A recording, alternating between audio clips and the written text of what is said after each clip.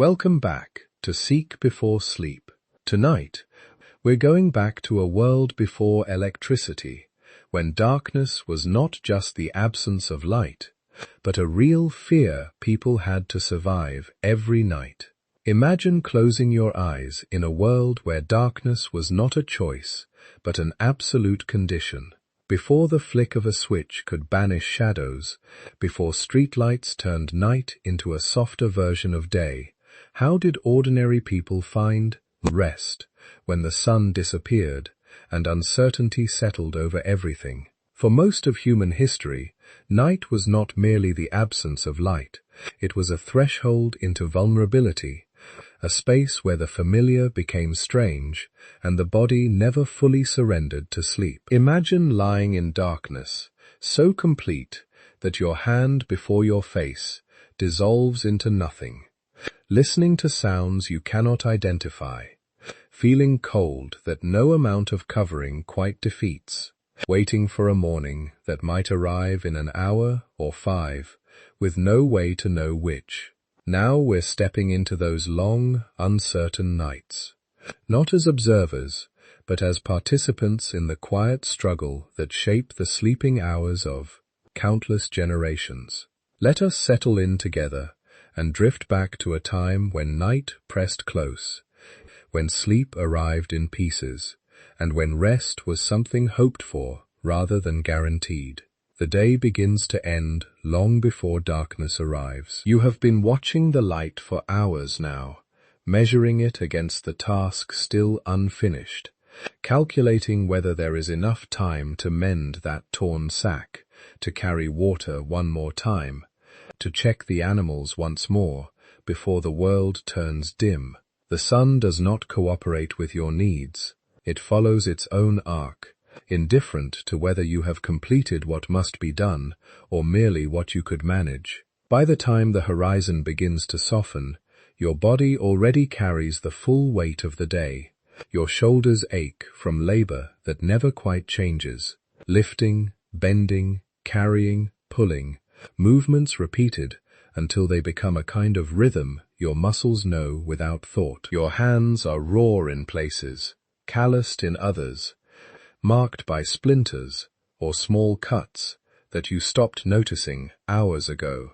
The exhaustion is not dramatic. It does not arrive as a sudden collapse, but as a gradual thickening, a heaviness that settles into your legs and lower back, a persistent ache that you have learned to carry as part of being awake. You know, as everyone knows, that the rest waiting for you tonight will not fully erase this weariness.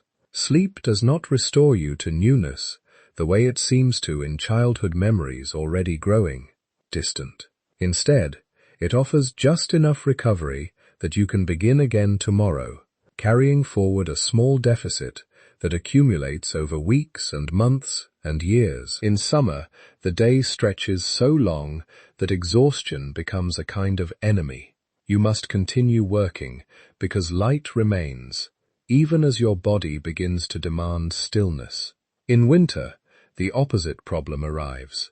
Darkness comes while work still presses, and you must choose between finishing tasks you cannot see properly or leaving them undone, knowing they will greet you in the morning. Tonight is autumn, and the balance feels almost manageable. The air has turned cool enough that labor no longer drenches you in sweat, but not so cold that your fingers stiffen and lose their dexterity. The light is fading at a reasonable hour, not too early, not impossibly late. Still you feel the familiar tightening in your chest as the sky begins to dim. Night is coming, and with it, all the small vulnerabilities that daylight keeps at bay.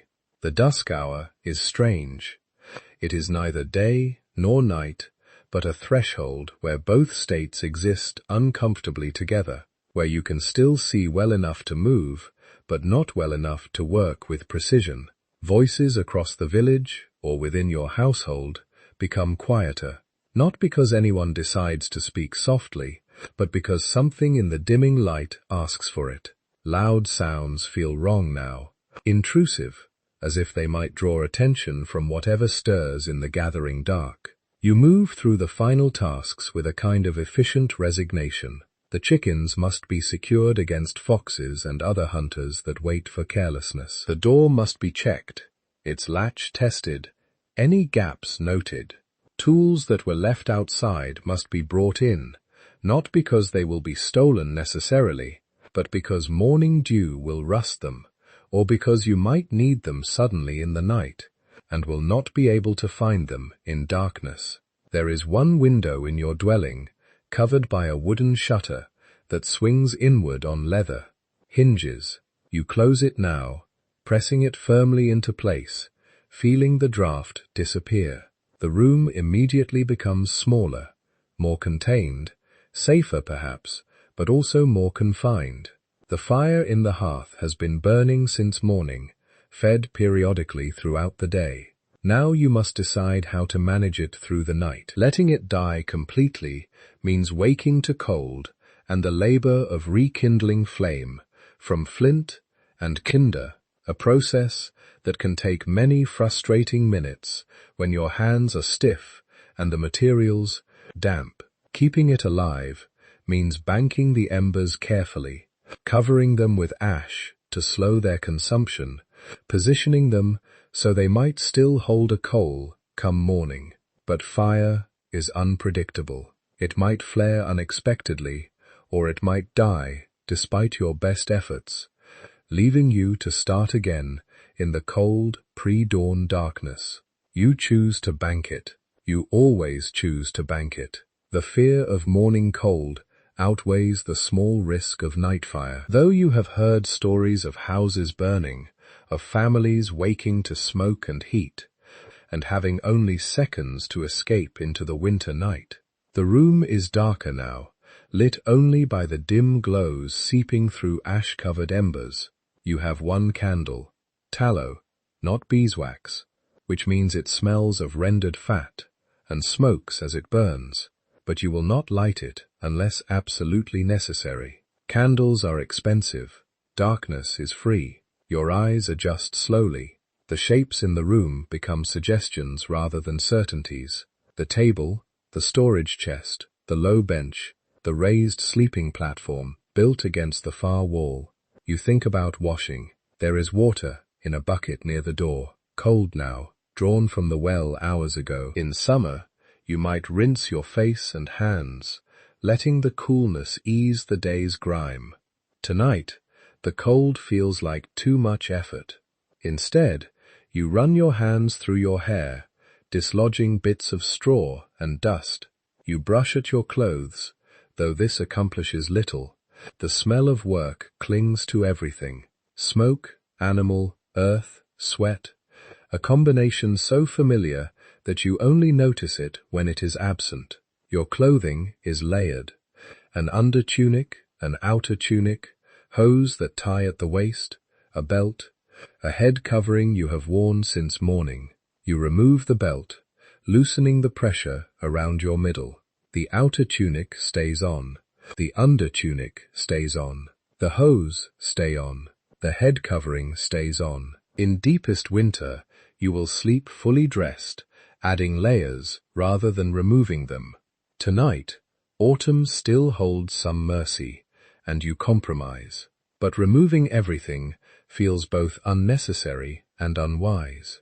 Nakedness in the night means vulnerability, cold, and the awkward fumbling to dress again if you must rise suddenly. Your feet ache in a specific way that comes from standing and walking on earth and stone all day. You remove your shoes, simple leather, worn thin in places, and feel immediate relief as your toes spread slightly, no longer compressed. The floor is cool against your soles, almost pleasant, though you know this coolness will become uncomfortable once you are still. You move toward the sleeping platform. It is not tall, perhaps 2 feet off the ground, but this height keeps you above the coldest air that settles near the floor and offers some protection from crawling things. The platform is wooden, rough planed, with gaps between the boards, wide enough that dust and debris fall through rather than accumulating. On top of the boards lies a sack stuffed with straw.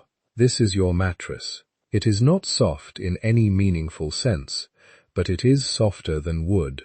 The straw has compressed unevenly over months of use, creating valleys where your body has pressed most often, and ridges where less weight has fallen. You test it with your hand, feeling for lumps that might have shifted, for damp spots that suggest rot or mildew, for movement that indicates something alive has made its home inside. Tonight, it seems acceptable. There are blankets, 2 of them, woven wool, heavy enough to provide warmth, but coarse enough that they scratch any exposed skin. One goes beneath you, offering a small barrier against the straw's rough texture. The other will cover you, though you know from experience it will slip and bunch during the night, requiring periodic adjustment. You lower yourself onto the mattress, and the straw crackles loudly in the quiet room. The sound always startles you slightly, even though you expect it. The platform is narrow, wide enough for your body and perhaps one other, but not spacious. If you were married, or if children still lived at home, this sleeping arrangement would be shared, bodies arranged like spoons, negotiating position throughout the night. Tonight you are alone, which is both a luxury and a loneliness. You settle onto your side, the position that seems to distribute discomfort most evenly. Your hip presses into the straw, and even through the blanket beneath you, you feel the wooden boards underneath. Your shoulder takes weight in a way that will become painful within an hour, requiring you to shift. You pull the top blanket over yourself, tucking it around your shoulders and legs, creating a kind of cocoon that holds your own warmth close. The wool smells of lanolin and smoke, and the general mustiness of fabric that is never quite dry. For a few moments, there is relief.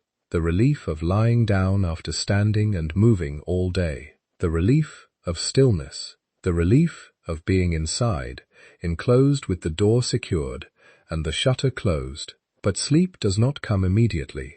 It never does. Your body begins to notice things it was too occupied to register during the day.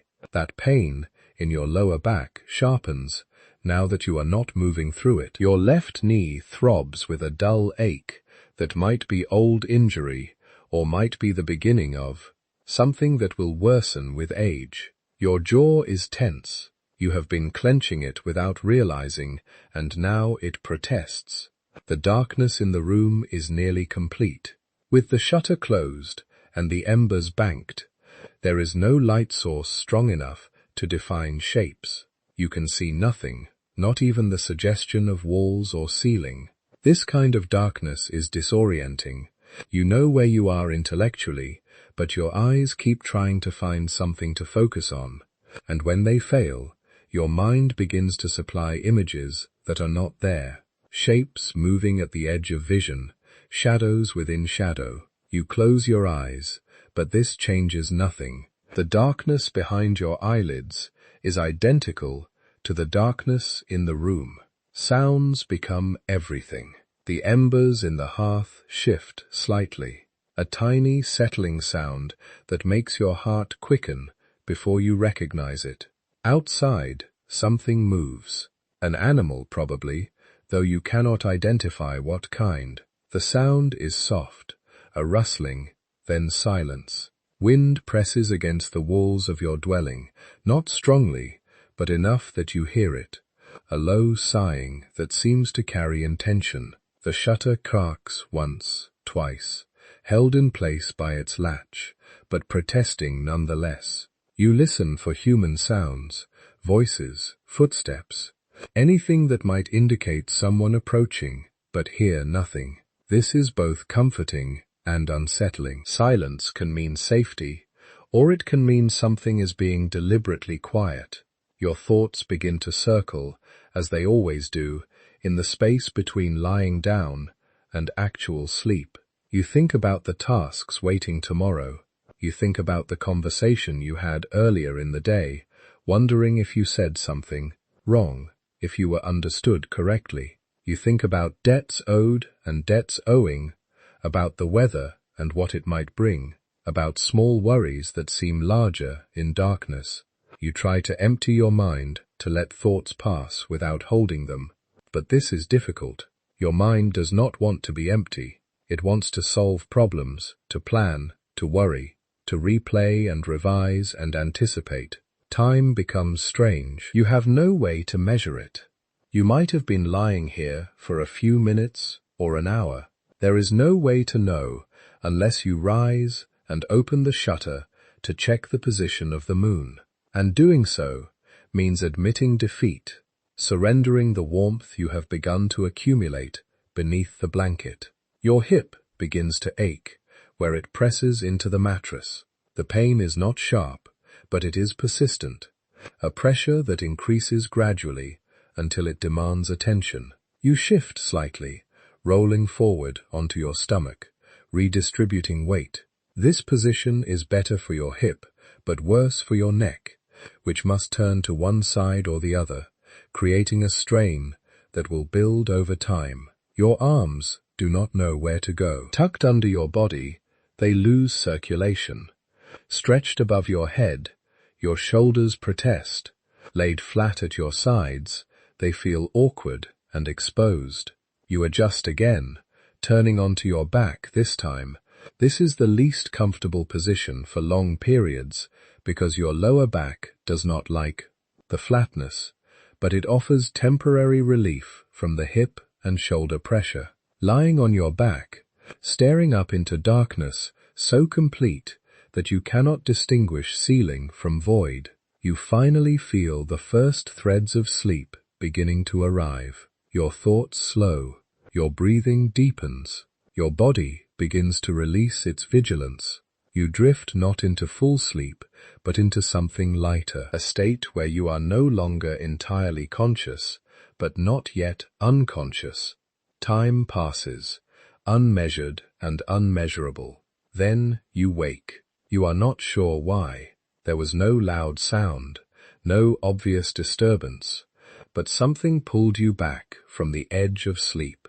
And now you are alert again, heart beating slightly faster, listening intently to the darkness. You hear nothing unusual. The wind still presses against the walls. The embers still settle occasionally. Outside, the same distant animal sounds continue their intermittent chorus. Perhaps you were beginning to dream, and the dreams startled you. Perhaps your body simply refused to let go fully, some deep instinct keeping you tethered to wakefulness. Perhaps this is simply what happens, what has always happened, what will always happen. You close your eyes again.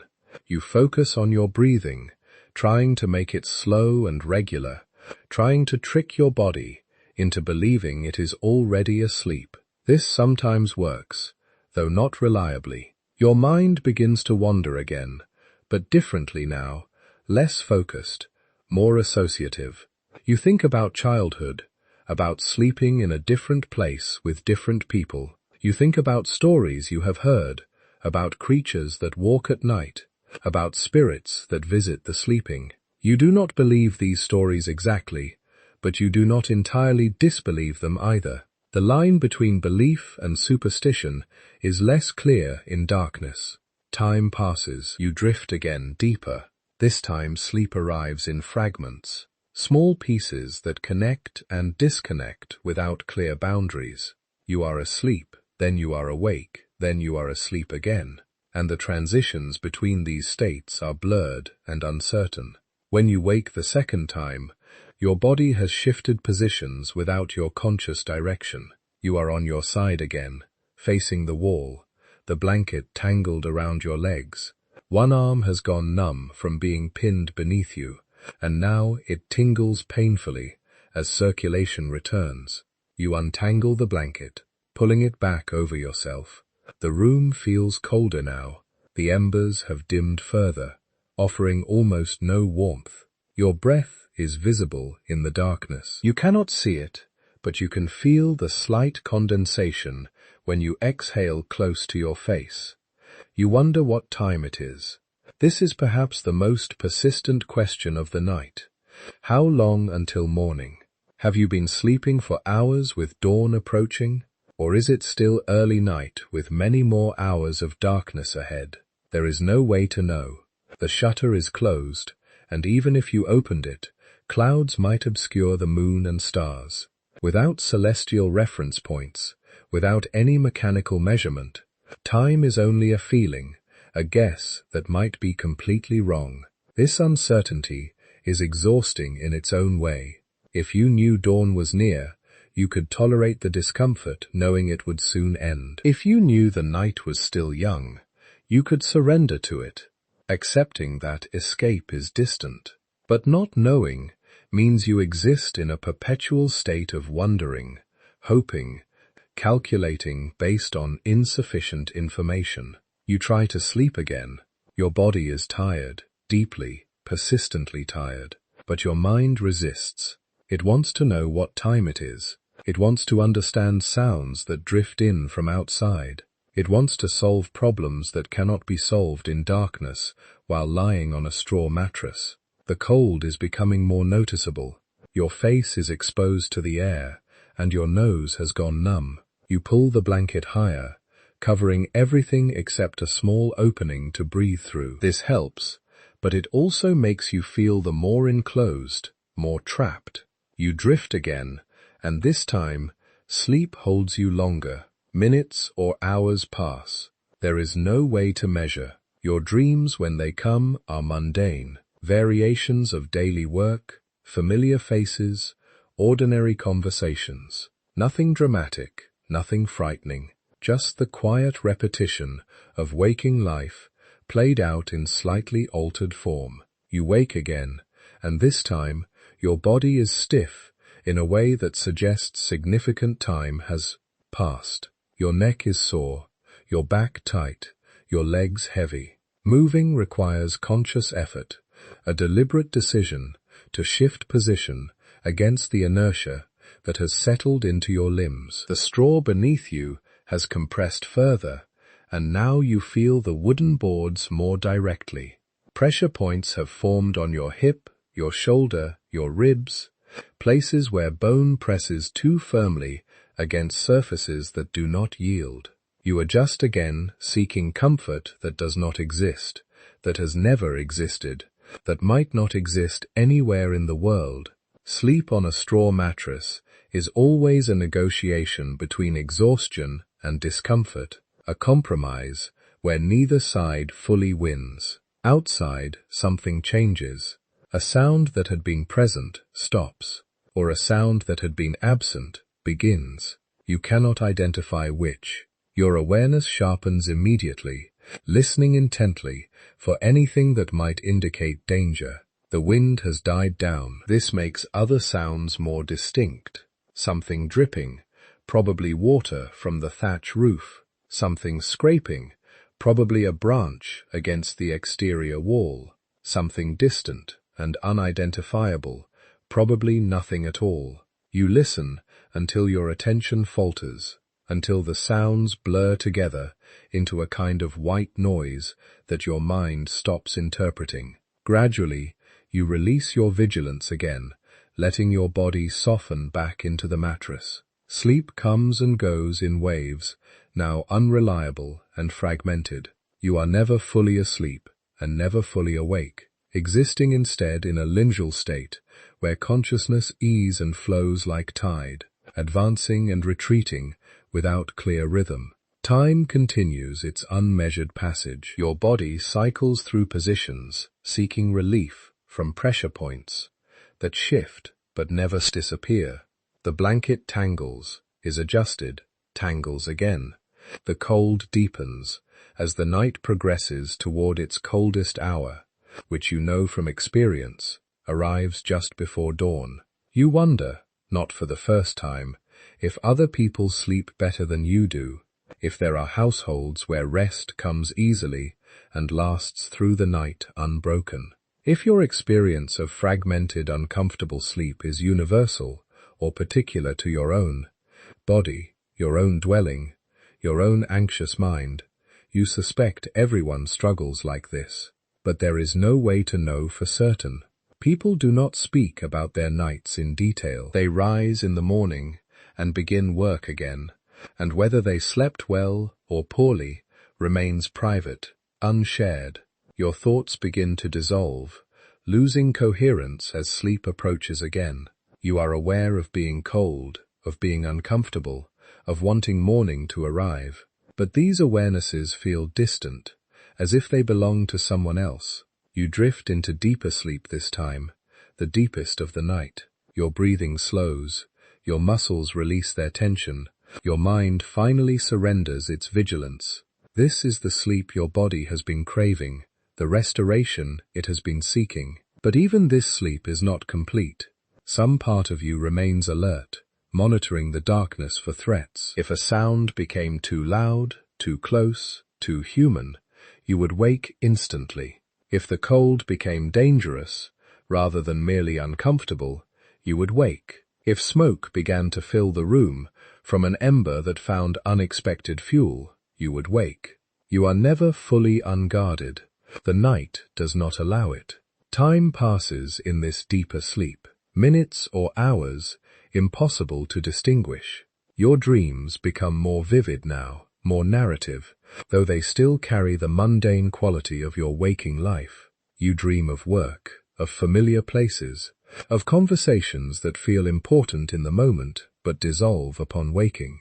When you surface again, not to full waking, but to that lighter sleep state, you have the sense that significant time has passed. Your body feels different, heavier, more deeply tired than before.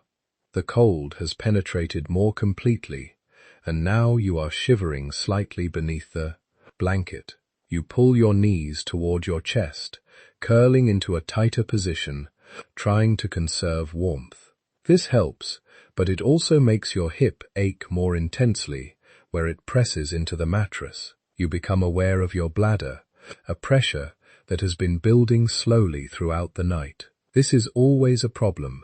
Rising to relieve yourself means leaving the small warmth you have accumulated, exposing yourself to the full cold of the room, navigating in complete darkness to the chamber pot, or worse, outside to the privy. You try to ignore it, hoping you can wait until morning, but the pressure builds, and you know from experience that ignoring it will only make sleep more difficult, that eventually discomfort will win. With deep reluctance, you push the blanket aside and sit up. The cold hits immediately, shocking against your skin. You feel for the edge of the sleeping platform with your feet, lowering yourself carefully to the floor. The floor is colder than you expected, so cold it almost burns. You step quickly, carefully, arms extended in front of you, feeling your way through darkness that has not diminished despite hours passing. Your hand finds the wall, then traces along it until you locate the chamber pot in its usual corner. You manage what you need to manage, though the process is awkward in complete darkness. Your body stiff and clumsy from interrupted sleep and cold. You make your way back to the sleeping platform, moving slowly, fearful of tripping or striking your shin against furniture. When you finally reach the mattress and pull the blanket back over yourself, your body is fully awake again, shivering, muscles tensed against the cold. The warmth you had accumulated is gone. You must start over, waiting for your body heat to rebuild beneath the blanket. Knowing this will take time, you cannot measure. You lie there shivering, thinking about morning. Surely it must be approaching now. Surely you have been lying in this darkness for hours. Surely dawn cannot be far. But you have thought this before many times, only to discover, when light finally came, that you had misjudged completely, that hours still remained.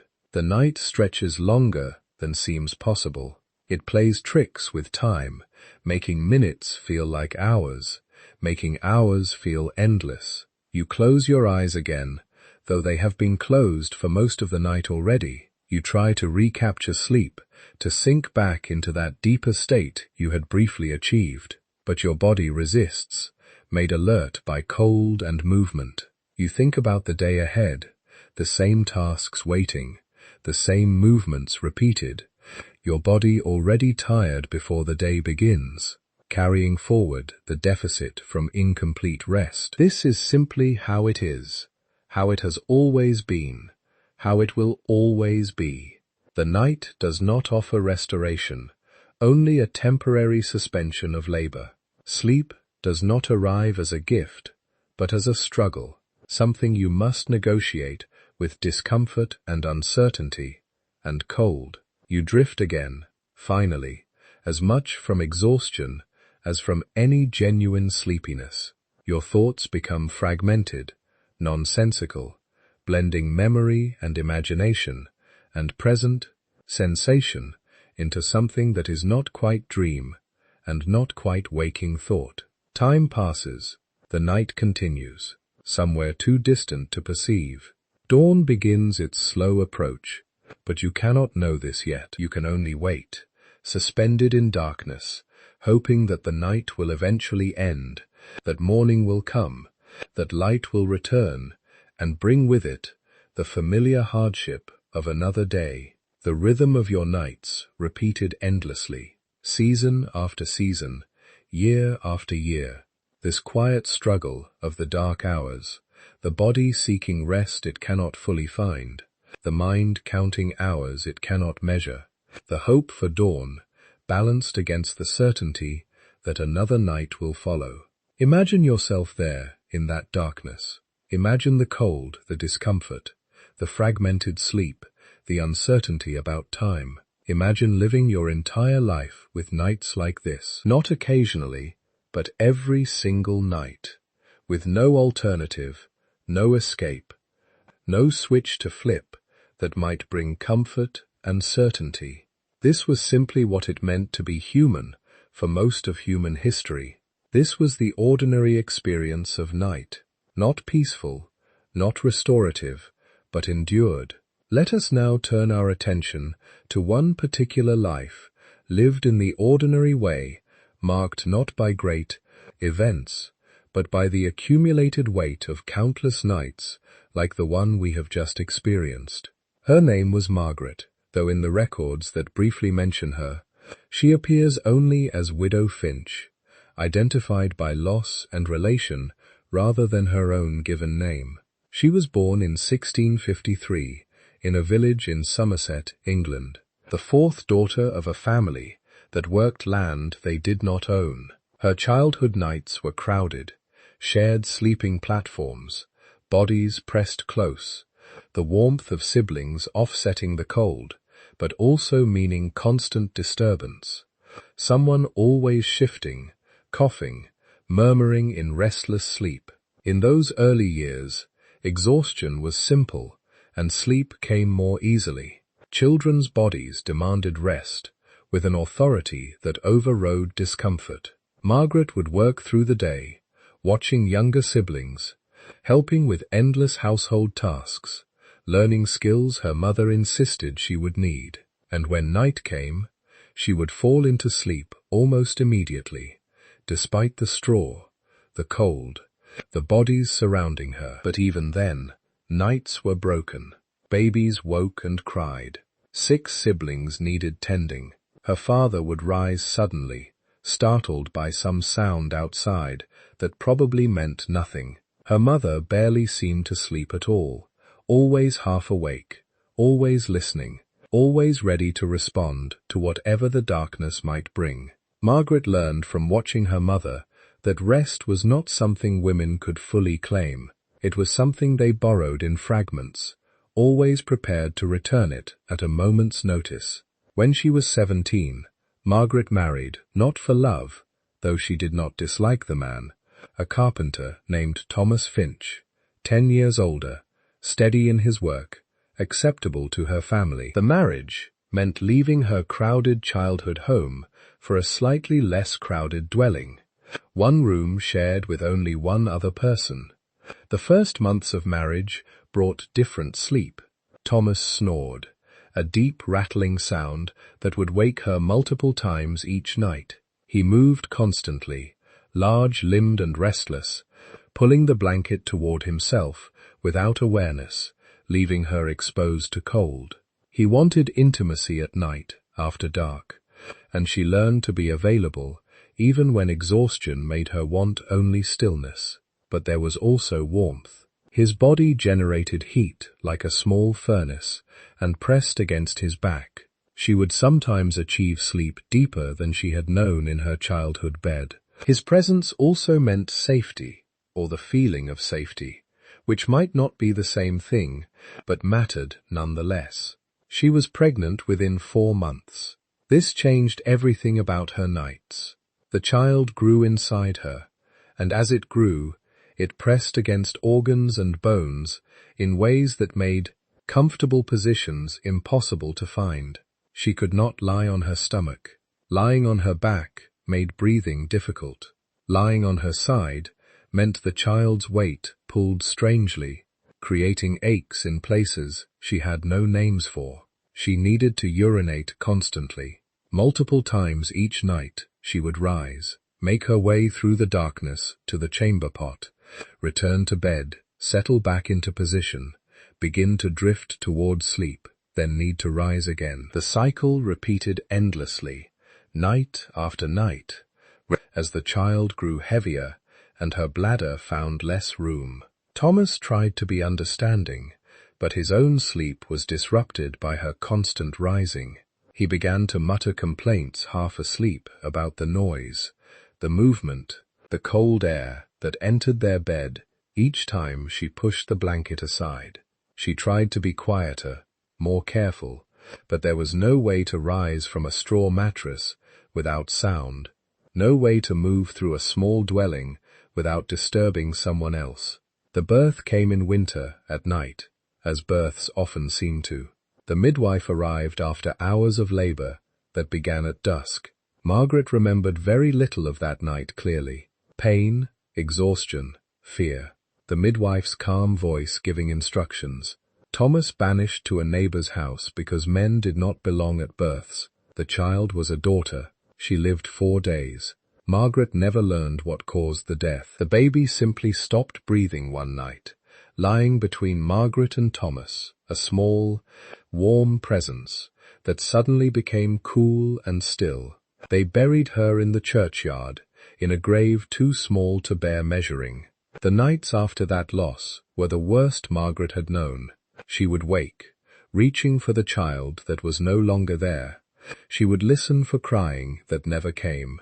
Thomas grieved differently, silently, distantly, and the warmth she had found in his presence seemed to have cooled along with their daughter's small body. Sleep became impossible in any sustained way. She would lie awake for hours, then drift into anxious dreams filled with searching, with loss, with the sound of crying that dissolved when she woke. Morning would arrive, and she would rise, exhausted beyond exhaustion, to face another day.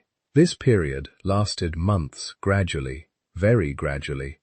The acute grief softened into something more chronic, a persistent ache rather than a stabbing pain. She learned to sleep again, or at least learned to achieve something close enough to sleep that her body could continue functioning. She became pregnant again.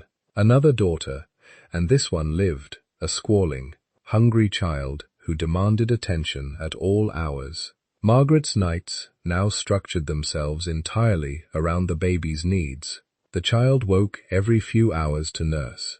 Margaret would pull her close in the darkness, guide her to breast, feel the fierce sucking that was both painful and necessary. Thomas would wake, complain about the noise, turn away, fall back into his own sleep, while Margaret remained awake, holding the child, waiting for her to finish, to settle, to sleep again. There was no predicting when the baby would wake. Sometimes 2 hours would pass between feedings, sometimes 4. Sometimes the child would sleep for a long stretch that Margaret would spend in anxious half sleep, listening, waiting for the cry that she knew would come. Days and nights blurred together. Margaret began to lose track of time in larger ways.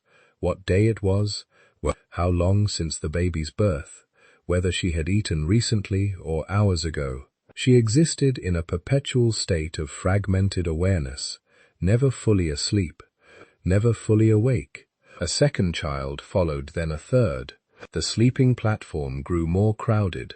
The children woke at different times, needed different things, cried for reasons Margaret could sometimes interpret and sometimes could not.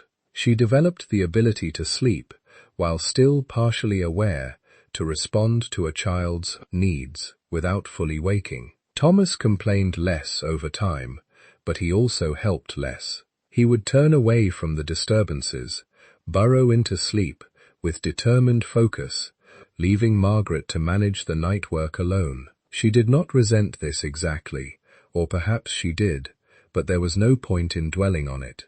This was simply how things were arranged.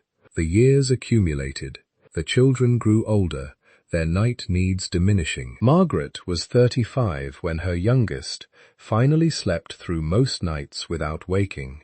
She had not experienced an uninterrupted night's sleep in more than a decade. She thought rest might finally return to her, but her body had learned too well the pattern of waking. Even with no children requiring attention, she would still wake multiple times each night from habit, from lingering anxiety, from physical discomforts that had become more pronounced as she aged. Her back hurt constantly now, a deep ache in the lower spine that worsened when lying flat. Her joints were stiff in the morning, requiring slow, careful movement to work out the night's immobility. Her hands, worn by years of washing, cooking, sewing, spinning, all the endless small labors that filled her days, would throb at night when she finally stopped using them. Thomas began to have night coughing fits, deep rattling coughs that would wake them both. He would rise, go outside to spit, return smelling of cold air, and bringing a draught with him. The coughing would subside, then return an hour later. This pattern repeated through autumn and winter every year, growing worse as he aged. Margaret was 42 when Thomas died.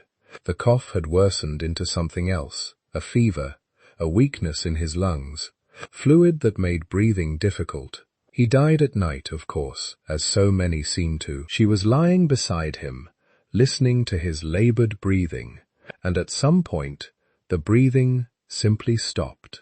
She did not realize immediately. She thought perhaps he had finally fallen into deeper sleep. But after a while, the silence felt wrong, and she reached out to touch him and found his skin already cooling. Being a widow meant new difficulties. The dwelling was hers, but the income from Thomas's carpentry was gone.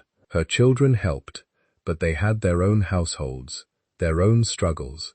She took in washing, did mending for others, sold eggs from the few chickens she could afford to keep. Her nights became lonelier. The sleeping platform that had once been crowded now held only herself, and the space felt wrong, too large, too empty. She found herself sleeping on one side of the mattress, leaving the other side as if Thomas might still occupy it. Without his body's warmth, the cold became more difficult. She added layers, slept fully dressed, piled on extra blankets she could barely afford. Still, she would wake shivering, her feet numb, her breath visible in the darkness. She was 50 when the pain in her joints became severe enough to keep her awake most of the night. Her hands would throb continuously. Her knees would ache with a deep, penetrating pain that no position could ease. Her back hurt whether she lay on her side, her stomach, her back. Every position brought its own specific discomfort. She would lie in darkness, waiting for morning, trying not to think about how many more nights like this might remain. She had known women who lived into their 60s, even 70s. The thought of 20 more years of nights like this felt impossible to bear. Yet she bore them because there was no alternative. Sleep, when it came, was shallow and brief. She would drift for a short time, then wake with a start, disoriented, uncertain whether she had slept for minutes or hours. The darkness gave no answers. The silence gave no comfort. There was a night, she was perhaps 53, when she woke and genuinely could not remember where she was. Not her location, not her circumstances, not even her name. For a few terrifying moments, she lay in darkness, completely lost, feeling only pain and cold and confusion. Gradually, memory returned. She was Margaret. She was in her dwelling. She was alone because Thomas was dead. Her children were grown. She was old and tired, and the night pressed on as it always had. She began to fear the darkness in a way she had not when younger. Not fear of external threats. She was too old to be of interest to robbers or worse, but fear of the darkness itself, of the hours it contained, of the thoughts that circled in her mind when she could not sleep. She would think about her life, trying to understand what it had meant. She would think about the daughter who had died, wondering what that child might have become. She would think about choices she had made or failed to make, though in truth there had been few actual choices, mostly just circumstances that had carried her forward like a stream carries a leaf. The nights blurred together now. One was indistinguishable from another, the same cold, the same pain, the same fragmented sleep, the same waiting for dawn. She kept a small candle by her bedside now, despite the expense. Sometimes, in the deepest part of night, when the darkness felt too oppressive, she would light it just to see something, just to break the complete blackness that surrounded her. The flame would flicker, casting moving shadows, and she would watch it until it burned too low, then extinguish it and return to darkness. Her thoughts in those candle-lit moments were not profound. She did not reflect on the meaning of existence or the nature of mortality. She thought about ordinary things, whether the chickens were secure, whether she had enough thread to finish her mending work, whether her eldest daughter's children were well. The candle was a small defiance against the night, a tiny light that changed nothing but made the darkness feel less absolute. She was 57 when she noticed she was sleeping less, but feeling less troubled by it, not because the sleep had improved, but because she had grown accustomed to exhaustion, to pain, to the fundamental discomfort of existing in an aging body. These things were simply the constant conditions of life now, unremarkable in their persistence. One winter night, she woke coughing. The cough was deep and painful, similar to the cough that had killed Thomas. She lay in darkness, coughing into the cold air, feeling the rattle in her own lungs, and thought with strange calm that perhaps her nights were finally approaching their end. The cough worsened over subsequent weeks. She grew weaker. Getting through the day's work became difficult, then impossible. Her daughters came to help, to tend her, to take turns, sitting with her through the nights. She was grateful for their presence, but also aware of how her illness disrupted their sleep, how her needs pulled them from their own households and their own responsibilities. She had done the same for her own mother years before. This was the pattern: daughters tending mothers through final illnesses, losing sleep, bearing the weight of care. Her last clear memory was of a night, or perhaps it was day, she could no longer distinguish clearly, when she woke and saw light coming through the shutter.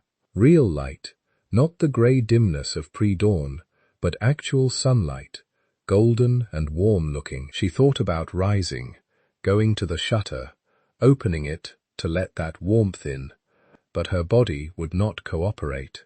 She could only lie there, looking at the line of light, feeling its presence without its warmth.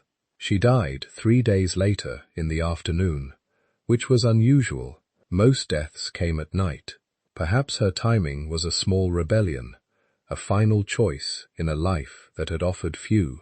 The record of her death is brief. Margaret Finch, widow, aged 58 years, buried 14th of March, 1711. No mention of her children, her work, her character, her struggles. Nothing about the thousands of nights she had endured, the countless times she had woken in darkness, the accumulation of small discomforts and large griefs that had filled her years. Her life had been ordinary, not notable, not remarkable, exactly like millions of other lives lived in similar circumstances in villages and towns across generations, by women and men whose names were recorded only in death, whose experiences left no detailed accounts. But every night she had endured was real. Every time she woke in cold and darkness, uncertain of the hour, aching in body and mind, that experience was as vivid to her as anything you have experienced. Every morning she rose despite incomplete rest. That exhaustion was genuine. She is gone now, and her nights are ended. But understanding her experience, the texture of her daily struggle, the accumulated weight of year after year of inadequate sleep, brings us closer to grasping what night truly meant. Before it could be banished with artificial light, the rhythm of her nights repeated endlessly, wearing away at her body and mind, the way water wears away stone, slowly, persistently, until what remains is weathered and changed. This was not exceptional. This was simply what it meant to live, to age, to die, in a world where night pressed close and sleep arrived only in fragments. As the memory of Margaret's life settles into quiet, let us drift now into the deeper waters of how night itself was understood, how darkness shaped not just individual experience, but entire cultures' sense of time, safety, and the boundaries between the known and unknown. We are moving into territory where history becomes archaeology, where documented fact blurs into cultural memory, where what we know gives way to what we can only carefully infer. There existed for much of human history, across various cultures, a pattern of sleep so common that its absence in our modern lives seems strange only when we pause to consider it. This was called segmented sleep, or sometimes first sleep and second sleep, and it may have been as natural to our ancestors as continuous sleep seems to us now. The pattern was this. People would retire to bed shortly after darkness fell, exhausted from the day's labor. They would sleep deeply for several hours. This was first sleep, often the most restorative portion of the night. Then, somewhere in the middle of the night, they would wake naturally, not from disturbance, but from the completion of this first cycle. This waking period lasted anywhere from 1 to 3 hours, though the perception of time's passage in darkness made such measurements uncertain at best. It was not considered a problem or a sign of insomnia. It was simply how night unfolded, as natural as the progression from dusk to full dark, as expected as the eventual arrival of dawn. During this wakeful interval, people engaged in various quiet activities that gave shape to the formless hours. Some would pray, as religious texts from medieval Europe frequently reference prayers designated specifically for the night watch, prayers that acknowledge the particular vulnerability of darkness. Some would contemplate the day past or the day coming, turning over problems that daylight activity had pushed aside. Some would tend to the fire, adding fuel to keep embers alive until morning, a task that required careful judgment of how much wood to use without creating dangerous flames in a sleeping household. Some would check on children, animals, or the security of their dwelling, moving quietly through darkness with the practiced ease of long familiarity. And some would talk, their voices low in the darkness, aware that sound traveled differently at night, that walls were thin, that neighbors might be listening. In shared beds, this was the time for intimate conversation, for discussions that the busyness of daylight did not permit. The darkness somehow made certain topics easier to broach, removed the social performances required by daylight visibility. Worries could be shared without the shame of seeing them reflected in another's face. Plans could be made with a frankness that light might inhibit. Affection could be expressed in ways that embarrassed by day, but felt natural in darkness. The night created a kind of privacy, even in shared spaces, even in households where true solitude was nearly impossible. After this interval of waking, second sleep would arrive, often gradually rather than suddenly. This was generally lighter than first sleep, more prone to dreams more easily disturbed by sounds or cold or bodily discomfort. It would last until dawn or near dawn, when the first changes in the quality of darkness signaled approaching day. The household would rise to begin another day's work, carrying whatever inadequacy of rest the night had provided into the demands of labor. This pattern appears in literature, in legal documents, in medical texts, in private letters, scattered evidence that collectively paints a picture of normally. A character in Chaucer wakes from first sleep to hear a sound outside, and the narrative treats this as unremarkable except for what the sound itself might mean. A court document references a witness being awakened during their first sleep by a disturbance, using the term as though it required no explanation. A doctor's advice mentions the wakeful period between sleeps as normal and healthy, something to be expected rather than treated. Yet, we cannot know with certainty how universal this pattern truly was. The evidence comes primarily from literate populations in particular regions during particular periods. People who had reason to write things down, whose writings survived centuries of decay and destruction. We have strong documentation from medieval and early modern Europe, particularly from England and France. We have some evidence from colonial American writing, often from educated settlers who maintained connections with European traditions. But absence of evidence is not evidence of absence, and the lives of illiterate majorities remain largely invisible to historical inquiry. Did peasants follow this pattern as consistently as aristocrats, or did the demands of agricultural labor create different rhythms? Did people in warmer climates, where darkness brought relief rather than cold, experience their nights differently? Did the Mediterranean farmer sleep the same way as the Nordic fisherman? Did children sleep this way, or only adults? Were infants' sleep patterns somehow different in an era before the anxieties of modern parenting? These questions have no definitive answers, only speculation based on fragmentary evidence and reasonable inference. What we can say is that the night held a quality of wakefulness that modern continuous sleep does not accommodate. The darkness between first and second sleep was a recognized space in time, a legitimate portion of the night cycle rather than an intrusion upon it. It had its own character, its own appropriate activities, its own place in the rhythm of daily life. The shift away from segmented sleep seems to have accelerated with the spread of artificial lighting, though the relationship was probably more complex than simple causation.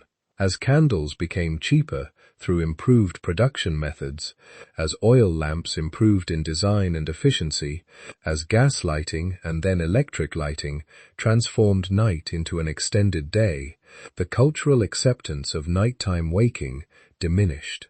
Sleep became something that should be continuous, unbroken, consolidated into a single block of unconsciousness. The Industrial Revolution required workers who could function on strict schedules, who could be relied upon to arrive at specific times and work through designated hours.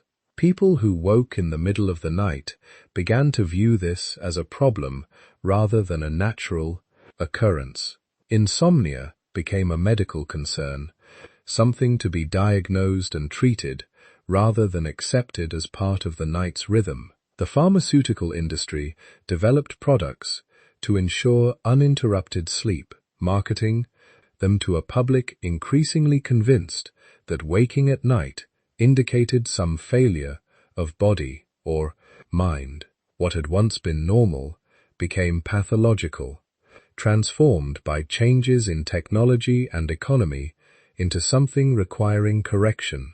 But for Margaret, for the anonymous person whose night we first experienced, for countless others across centuries, that middle-of-night waking was simply part of the rhythm. It was not peaceful necessarily, nor comfortable. We should not romanticize the past's hardships into some lost paradise, but it was expected, anticipated, integrated into the understanding of what night meant. The waking was not fought against, but accommodated, endured with whatever patience could be mustered. Let us consider now what darkness meant beyond the simple absence of light. To understand the nights of the past, we must understand how profoundly darkness was understood, not just as a physical condition, but as a spiritual and moral state, a realm with its own rules and inhabitants.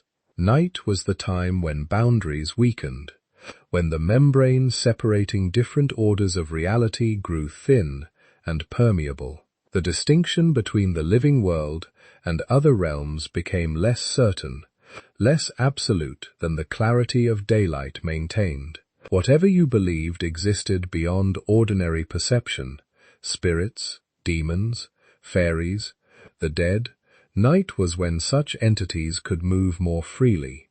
Darkness provided them cover, concealment, opportunity for interaction with the human world that daylight did not permit. This was not mere superstition, though we might be tempted to dismiss it as such from our position of electric security. It was a framework for understanding experiences that had no other explanation, a system for making sense of perceptions that defied materialist interpretation. Strange sounds in darkness, the sensation of presence when alone, the peculiar quality of thoughts that arrive in sleepless hours. These needed interpretation, and cultural belief provided it. The alternative was to leave experience uninterpreted, and humans are not built for that kind of uncertainty. In medieval Christian Europe, night was associated with moral danger as well as physical threat. Darkness was the realm of the devil and his agents, fallen angels who had chosen shadow over light and worked to drag human souls into their rebellion. To be awake and active at night, particularly alone, was to expose oneself to temptation and spiritual attack. Prayer was both protection and weapon against these dangers, a way of asserting spiritual light even in physical darkness. Church bells would ring at intervals through the night, marking the hours for monastic prayers, but also serving as reminders that the faithful remained vigilant. For people lying awake in their beds, hearing those distant bells offered reassurance that they were not entirely alone in the dark, that somewhere monks or priests maintained their watch. The bells declared that the forces of good had not yielded night entirely to evil, that human voices still addressed heaven even when vision failed. This was comfort of a particular kind, suited to a world view where spiritual warfare was understood as constant and real. Other cultures held different but equally potent beliefs about night's nature. Some viewed darkness as the time when ancestors walked, when the dead returned to visit the places of their former lives and observe the doings of descendants. Some believed night belonged to certain spirits who must be respected, but not necessarily feared. entities who had their own concerns and would leave humans alone if properly propitiated. Some developed elaborate rituals for protection, for blessing, for ensuring safe passage through the dangerous hours, offerings left at thresholds, prayers spoken before sleep, protective symbols placed above doors or windows. What united these various beliefs was the understanding that night was not neutral. It was not simply time passing until morning, empty hours to be waited through with patience. It was a distinct state of existence that required different behaviors, different precautions, different awareness. The rules of day did not fully apply once darkness fell, and survival required acknowledging this altered reality. Even without belief in supernatural entities, darkness carried practical dangers that shaped how people moved through night hours. A misstep in the dark could mean injury, a twisted ankle, a fall downstairs, a collision with furniture that might seem minor, but could become serious without access to medical care. A fire left unattended could consume a dwelling with terrifying speed, trapping sleeping occupants or destroying everything a family owned. An unlocked door could admit threats both human and animal. Thieves seeking easy opportunity, predators following scent or sound to vulnerable prey. Vigilance was necessary, a constant low-level alertness that prevented complete relaxation even in sleep. But vigilance is exhausting, particularly when maintained for hours in cold and discomfort, particularly when nothing actually happens after night. To justify the expenditure of nervous energy, the mind begins to interpret every sound as potentially significant. The imagination fills the darkness with shapes and presences, creating from ambiguous sensory information the very threats that vigilance seeks to detect. This is perhaps why the objects associated with night took on such importance in daily life. They were not merely practical items, but anchors of security, small defenses against the overwhelming darkness, tangible things that could be controlled when so much else could not. Consider the candle, such a simple thing, wax or tallow, formed around a wick, producing flame when lit. But in darkness, that small flame represented enormous comfort beyond its practical utility, beyond the mere fact of visibility. It pushed back the complete blackness, creating a small sphere of visibility within which normal activity could continue. It provided warmth, however modest, a psychological as well as physical comfort in the cold of night. Its presence meant you were not utterly helpless in the dark, not entirely subject to whatever dangers night might hold. The ability to create light, even such limited light, was a form of power in a world where power over the environment was generally scarce. Candles were expensive for ordinary people, a significant portion of household budget in regions where winters were long and dark.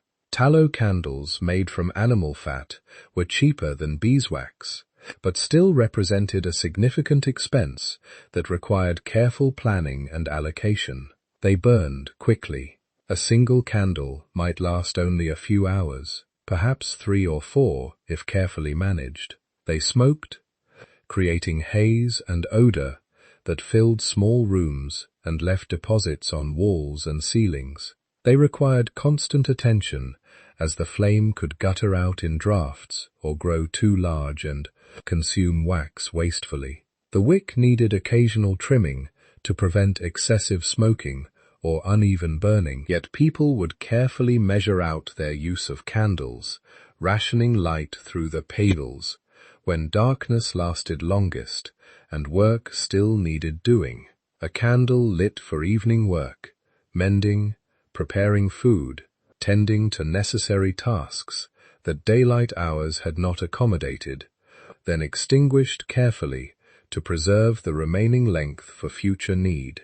A candle kept aside for emergencies, for illness, for births, for situations where darkness was not just inconvenient, but dangerous. A candle lit for comfort during the most difficult hours of night, when the darkness felt too oppressive to bear, when psychological need outweighed practical economy. The candle holder itself was often one of the few metal objects in a household of wood and clay and fabric. Simple in design, a cup to catch dripping wax, preventing waste and fire hazard, a spike to hold the candle upright, perhaps a handle for carrying from room to room or outdoors. But this object would be used nearly every day for years, passed down through generations as a valuable inheritance. Mended when broken, its metal bent back into shape or resoldered because replacement was costly, and a functioning candle holder was essential to household operation. Oil lamps functioned similarly but differently, offering their own advantages and limitations. They required fuel, whale oil, fish oil, vegetable oil, whatever could be afforded or produced locally. They produced a steadier flame than candles, less subject to drafts and disturbances. But they required more maintenance. The wick needed trimming regularly. The reservoir needed filling. The mechanism needed cleaning to prevent clogs that would cause smoking or extinguishing. The smell of burning oil pervaded the space, different scents depending on what oil was used. Fish oil was particularly pungent, though cheap in coastal regions where fishing was common.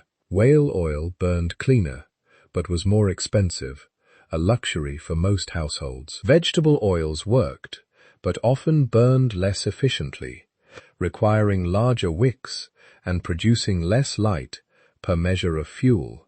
Some lamps had covers, allowing them to be carried through wind without extinguishing, essential for moving between buildings or checking on animals at night. Some had multiple wicks, producing more light at the cost of faster fuel consumption, used for tasks requiring better visibility or for social occasions when impression mattered. Some were designed to hang from ceiling beams, casting light downward onto work surfaces, their weight suspended by chains that could be adjusted to raise or lower the lamp as needed. Others sat on tables or shelves, stable bases preventing the disaster of tipping and spilled burning oil. The archaeology of lighting is fascinating in its own quiet way, revealing through physical objects the daily negotiations with darkness. Excavations of historical dwellings reveal candle holders worn smooth from handling, the metal polished by thousands of touches over decades of use. Oil lamps with residue still clinging to their interiors. Chemical analysis revealing what fuels were used. Charred wicks preserved in the absence of air, their fiber composition indicating trade patterns and local resources. These objects speak to the daily negotiation with darkness that occupied so much attention and resource. They were among the most frequently used items in any household, present in the daily awareness in ways that more durable furniture might not be. Beyond lighting, the bed itself was an object of enormous importance, often the single most valuable piece of furniture in a household. For wealthier households, beds were substantial pieces of furniture, frames carved from wood, elevated well off the floor to escape drafts and vermin, sometimes large enough to accommodate multiple people comfortably. These beds often had curtains that could be drawn closed, heavy fabric creating a smaller space within the larger room.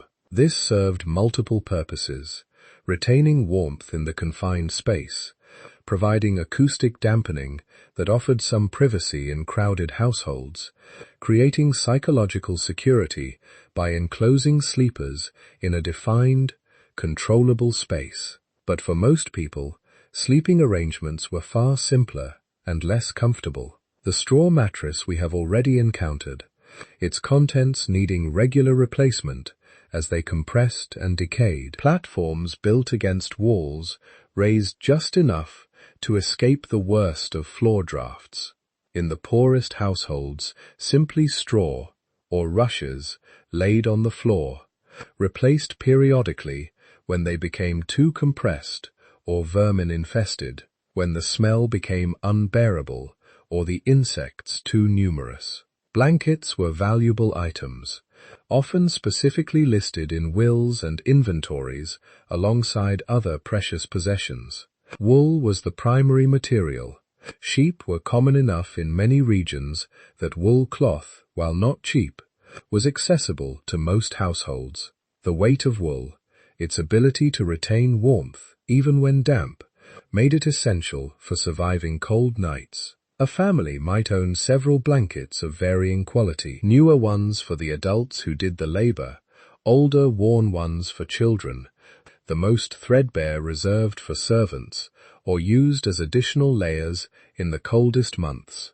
Linen sheets, when they existed, were luxuries for most people, markers of relative wealth and status. They required cultivation of flax, processing of fiber into thread, weaving of cloth, labor-intensive at every stage, and requiring skills or access to skilled artisans. A household might own 1 or 2 linen sheets used carefully, washed infrequently, because washing itself wore the fabric. The feel of linen against skin was comfort reserved for special occasions or for those wealthy enough to consider such comfort ordinary. The nightcap, worn by both men and women, served practical purposes beyond the humorous image it conjures in modern minds.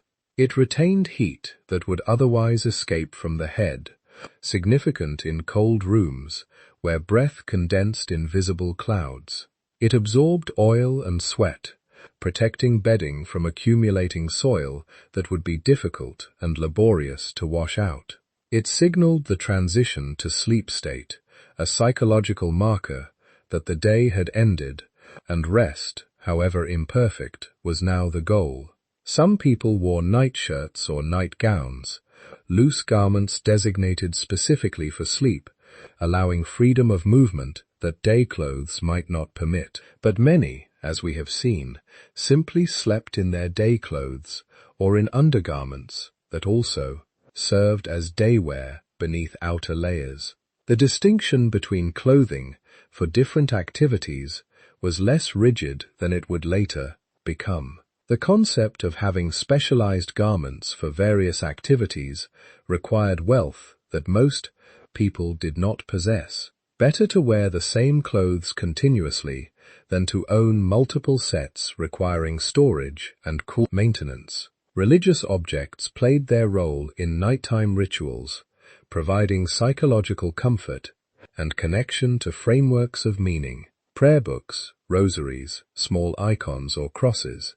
These items would be handled before sleep, used during wakeful periods, touched for comfort when fear arose. They represented connection to something beyond the immediate darkness, to a framework of meaning that persisted even when visibility did not.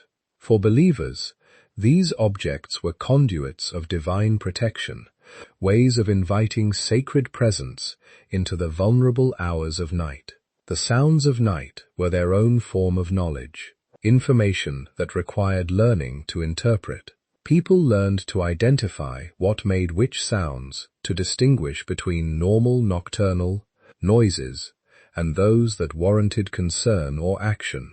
The house itself would creak and settle as temperatures changed, wood expanding and contracting with heat and cold. Thatch shifted in wind, sometimes loose enough to make scratching sounds against rafters. These sounds, once learned through repeated experience, became part of the background, noticed only when absent, their absence itself, a piece of information suggesting unusual stillness or change. A house that was too quiet might mean temperatures had stabilized completely, or might mean occupants were holding breath, listening for something themselves. Animal sounds provided information about the world beyond walls. The movement of livestock, if kept nearby in attached sheds or lower floors, meant they were restless about something, possibly just normal stirring, possibly reaction to a predator or human intruder. Complete silence from animals could indicate a predator nearby, instinct suppressing normal sounds as defense against detection. Distant dogs barking might signal travelers on the road, might mean nothing at all, might indicate threats worth investigating, or simply other dogs answering in the ancient canine communication that ignores human concerns. Human sounds travel differently at night, carrying through still air without the dampening effects of daytime activity. Voices carried farther distinct words, sometimes audible from surprising distances when wind and humidity were right. Footsteps on frozen ground could be heard from significant distances in winter, the crunch of frost-hardened earth announcing approach long before arrival. A cough, a closing door, a baby crying. All these sounds would travel from dwelling to dwelling, creating an acoustic map of the community's nighttime life, revealing who was awake, who might be ill, which households were experiencing disturbance. But silence was perhaps more unsettling than sound, particularly complete silence that seemed to smother the space. Complete silence felt wrong, unnatural, contrary to the usual texture of night.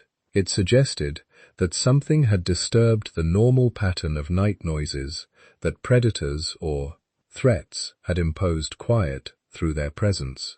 Or it suggested that the listener's hearing had somehow failed, that the usual sounds were occurring but not reaching awareness, an alarming sensation in itself. The imagination responds powerfully to darkness and silence, creating from minimal input elaborate constructions of meaning. Without visual information to anchor perception, the mind begins to create its own interpretations of ambiguous, sensory data. A sound becomes footsteps approaching, then perhaps not, then perhaps something else entirely as the mind cycles through possibilities. A draft becomes presence, the feeling that another entity occupies the same space, watching from shadows that might or might not contain anything at all. A shadow seen at the very edge of vision where the eye is most sensitive to movement becomes something watching, tracking, waiting. The peripheral vision that evolved to detect predators does its job too well, finding threat in every flicker and shift of darkness. This is not irrationality, not weakness of mind or failure of courage. This is the mind doing what it evolved to do, detecting threats in conditions of uncertainty, erring on the side of caution because the stakes are survival itself. Better to imagine danger where none exists than to fail to perceive danger that is real. The cost of false alarm is merely fear, elevated heart rate, interrupted rest, uncomfortable but not fatal. The cost of missing actual threat could be death, injury, loss of property, or loved ones. Evolution shaped human nervous systems to accept the former cost readily, to avoid the latter, and night was exactly the condition in which this calculus played out most intensely. So the nights were populated with imaginings that felt like perceptions, experiences that hovered between sensation and interpretation, things glimpsed that might or might not have been there, movement that could have been fabric shifting or could have been something else entirely. Sounds heard that might or might not have had the meanings ascribed to them, sensations of being watched that might or might not have corresponded to actual watchers, that might have been simply the feeling of vulnerability that darkness and enclosure create. Over time, repeated nights of such experiences could wear away at certainty, could blur the lines between different categories of experience. What was real in the sense of having external cause, what was imagination generated purely internally, without correspondence to anything beyond the mind. The boundary between these categories became less clear, particularly for people already exhausted already stressed by the demands of survival, already operating at the edge of their physical and psychological resources. Let us turn briefly to what historians and archaeologists have found, and more importantly, what they have not found. The material culture of night is surprisingly sparse in the archaeological record, creating significant challenges for reconstructing nighttime experience with confidence. This makes sense when we consider the nature of nighttime objects and their patterns of use. The objects associated with night were used constantly, handled repeatedly, subjected to wear that eventually rendered them unusable or worthless. Candles burn away entirely, leaving no trace except perhaps wax residue if conditions preserve it. Oil evaporates from abandoned lamps over centuries, leaving at most chemical traces detectable through modern analysis. Straw mattresses decompose completely in most environments, their organic material consumed by bacteria and insects. Wooden bed frames might survive in certain conditions: waterlogged sites, very dry sites, sites where chemical preservation occurs, but often rot or are burned for fuel when no longer usable, their value as firewood outweighing any sentimental attachment. The very nature of nighttime objects is their impermanence, their consumability. They were not built to last, but to serve immediate needs, replaced as necessary when they wore out or burned up. What survives tends to be metal, the most durable and recyclable material of pre-industrial production. Candle holders, oil lamp mechanisms, bed hardware, iron and brass, and copper that resist decay and can be melted down and reforged when objects break. These objects tell us about construction and design, about technical capabilities and aesthetic choices, but they tell us less about experience, about how it felt to use them, what emotions and thoughts accompanied their use. We can see that people used these items can reconstruct roughly how they functioned, but we cannot feel the relief that came from lighting a candle in oppressive darkness, cannot share the frustration of a guttering lamp running out of oil at the wrong moment. Documentary evidence is more helpful, but still limited by the nature of literacy and record-keeping in pre-industrial societies. Diaries and letters from literate individuals sometimes mention sleep difficulties, nighttime fears, the quality of rest, or its absence. Medical texts describe sleep disorders and recommend treatments, offering glimpses of how problems of sleep were understood and addressed. Literature depicts characters moving through night scenes, though often stylized rather than realistic, shaped by narrative needs rather than documentary accuracy. Legal records occasionally contain testimony about events that occurred at night, and these accounts sometimes reveal assumptions about normal nighttime behavior. A witness describes being awakened from first sleep by a noise, establishing both the reality of segmented sleep and the expectation that such waking was normal enough not to require explanation.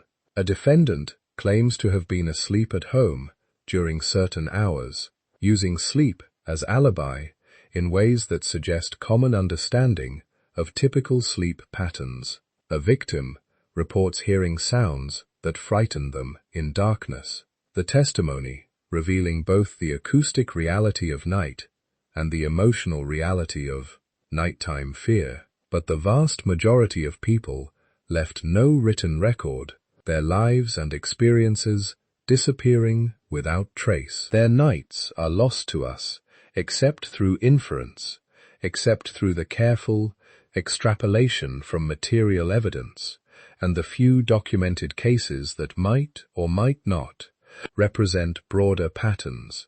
We must imagine their experiences based on the material conditions we can reconstruct and the fragments of evidence that remain.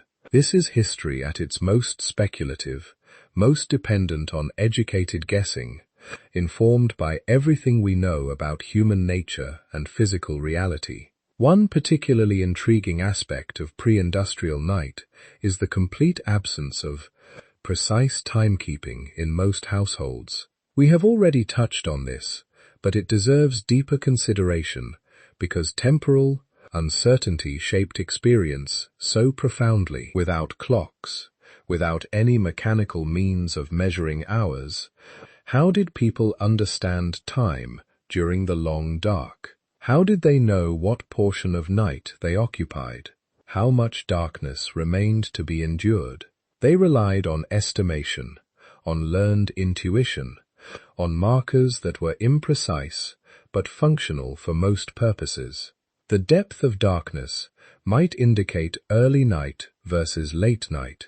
The first hours after sunset felt different from the hours before dawn, though articulating the difference remained difficult. The position of stars, if visible through clouds, could provide rough guidance for those knowledgeable about celestial navigation, but cloud cover was common, and windows were small, and the effort of rising to check the sky might not seem worth the information gained.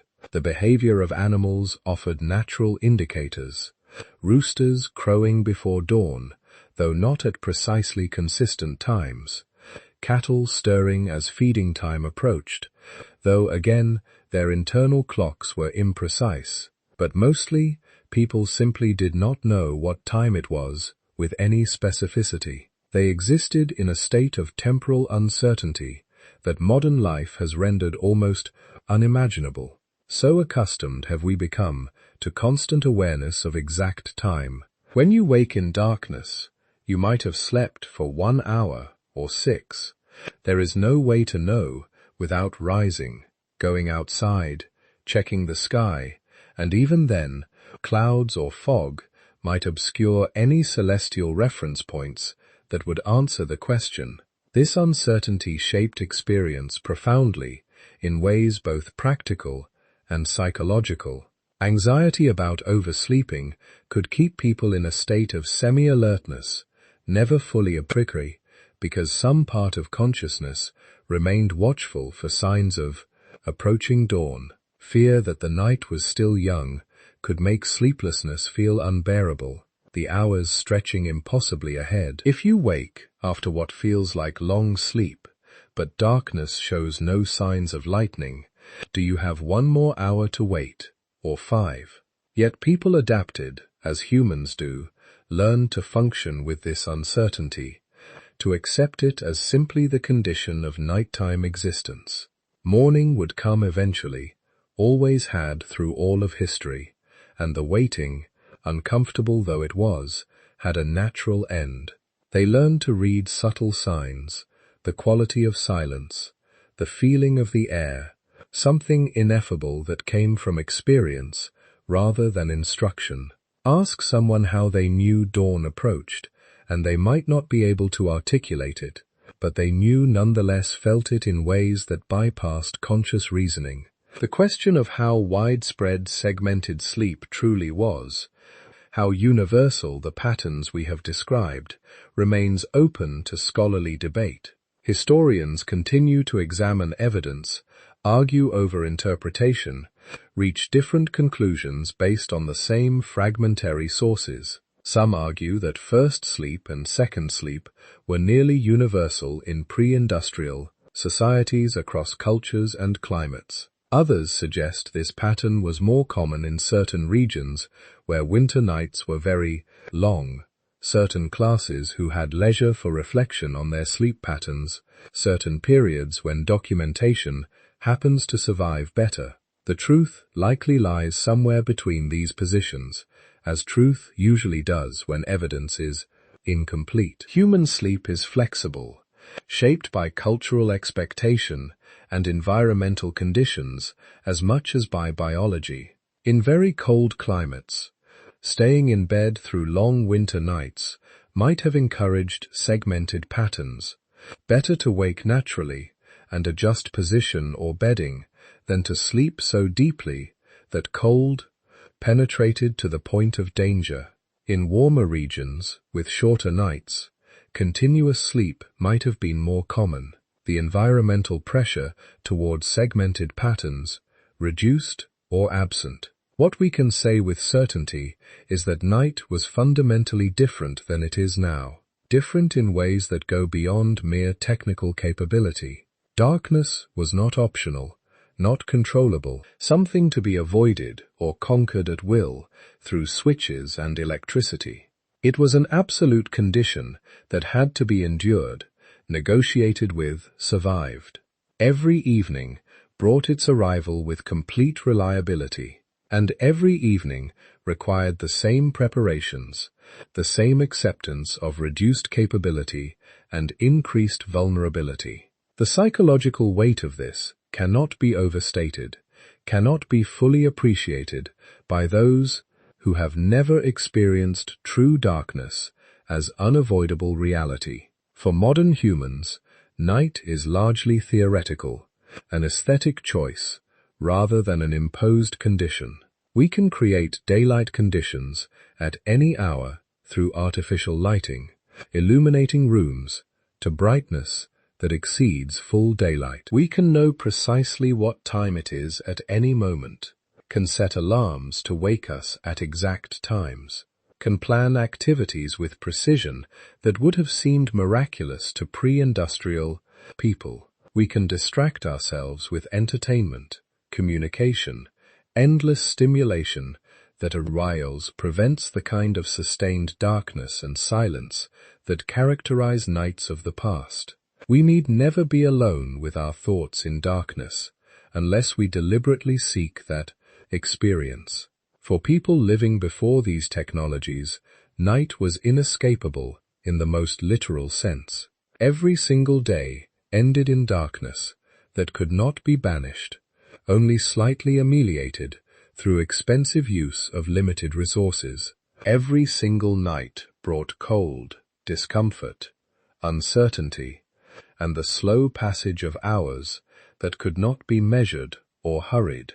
There was no escape through distraction, no ability to defer sleep by engaging with technology, no option to simply continue daytime activities indefinitely. The accumulated effect of thousands of such nights across a lifetime shaped consciousness in ways we struggled to imagine from our position of electric abundance.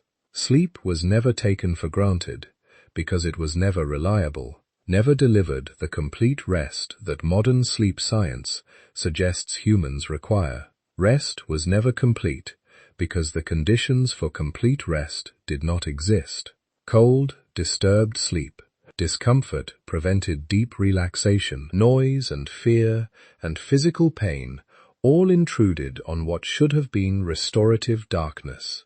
The body learned to function on inadequate recovery because inadequate recovery was all that was available. People adapted to chronic sleep deprivation without recognizing it as such, without having any framework for understanding that sleep could be or should be different. This was the rhythm of human life for millennia, the fundamental pattern that shaped daily existence. The sun set, bringing darkness that could be anticipated, but never avoided.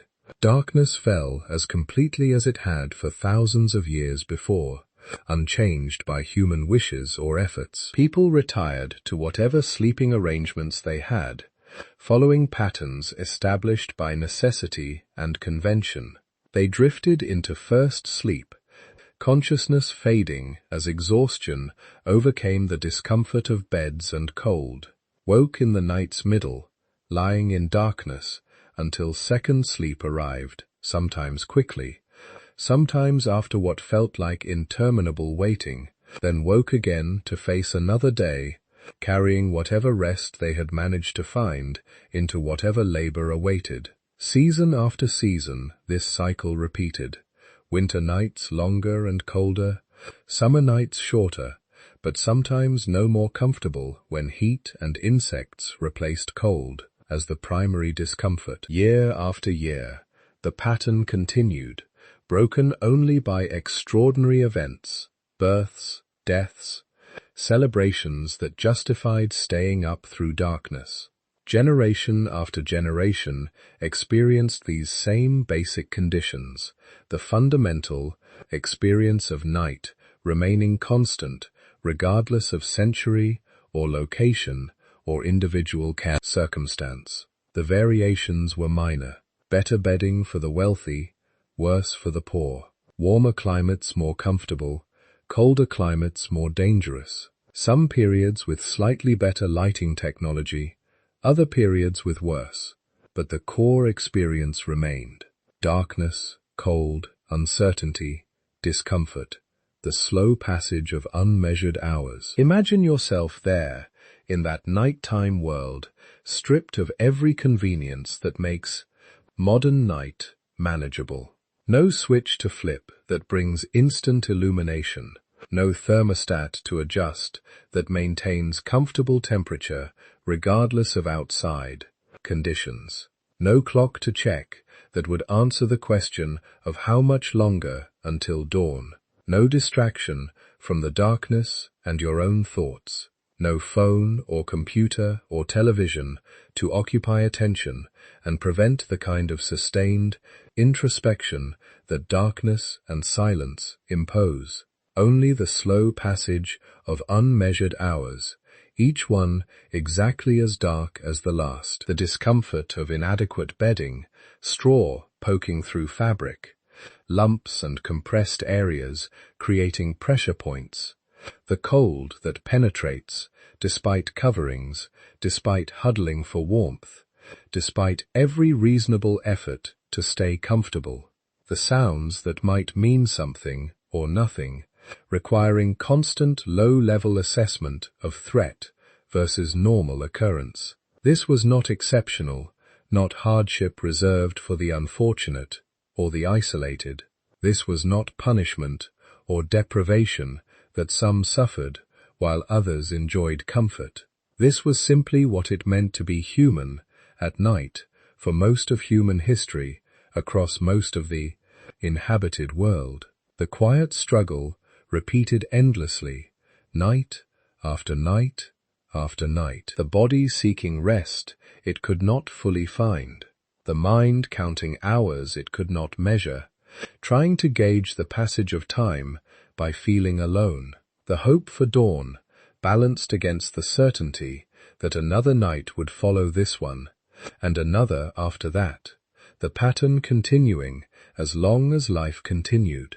And in this repetition, in this endless cycling through darkness and cold and discomfort, humans lived their lives. They loved and worried and dreamed and feared and hoped, all of it contained within the rhythm of day and night, waking and sleeping, light and darkness. The night shaped them as surely as any other aspect of existence, its requirements and constraints and dangers woven into the fabric of consciousness. We are their descendants, carrying in our bodies and brains the legacy of those thousands of nights, even as we live in conditions they could scarcely have imagined. Let us return briefly to the ordinary night, to the cold dwelling and straw mattress, to the darkness that pressed close, and the discomfort that made sleep a struggle rather than a refuge. Hold that image in your mind, the rawness of it, the unrelenting quality of night after night, without adequate rest, without warmth, without the simple comfort of knowing what hour it might be. Now let us shift our attention to those whose resources allowed them to negotiate with darkness on different terms, not to escape it entirely. That was impossible for anyone before the age of electric light, but to soften its edges, to create barriers between themselves and the absolute nature of night.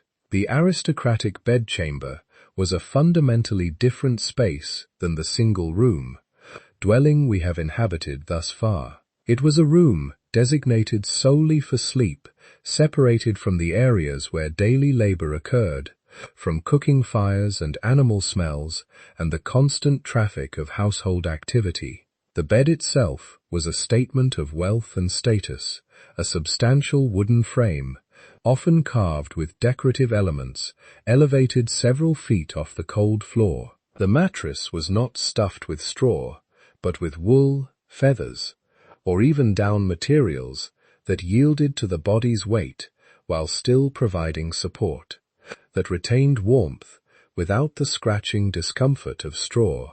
Multiple layers of bedding created a sleeping environment that peasants could scarcely imagine. Linen sheets, not rough wool, touched the skin. Wool blankets of fine weave provided warmth. Collets of silk or expensive fabric added both insulation and display. Pillows filled with soft materials supported the head and neck. But perhaps the most significant feature of the aristocratic bed was the curtains. Heavy fabric panels hung from a wooden frame above the bed, creating an enclosed space within the larger room. These curtains could be drawn closed, surrounding the sleeper with fabric walls that held in body heat, blocked drafts, and created a psychological boundary between the sleeper and the larger darkness beyond. Inside this fabric enclosure, the temperature could be several degrees warmer than the room outside. The air became still rather than circulating. The space felt protective, womb-like, a retreat within a retreat. This did not mean aristocratic sleep was peaceful or untroubled. Darkness still pressed close once candles were extinguished. Cold still penetrated despite the barriers. Bodies still ached, minds still circled with worries. Illness and age still disrupted rest. But the quality of discomfort was different. It was discomfort experienced in relative warmth, in softness, with the knowledge that servants waited nearby to respond if needed. The presence of servants fundamentally altered the experience of night. An aristocrat who needed fire tended who wanted wine or food, who required assistance in the dark hours, could call out and expect response. The burden of maintaining warmth and safety through the night fell to others, whose own sleep was secondary to their master's needs.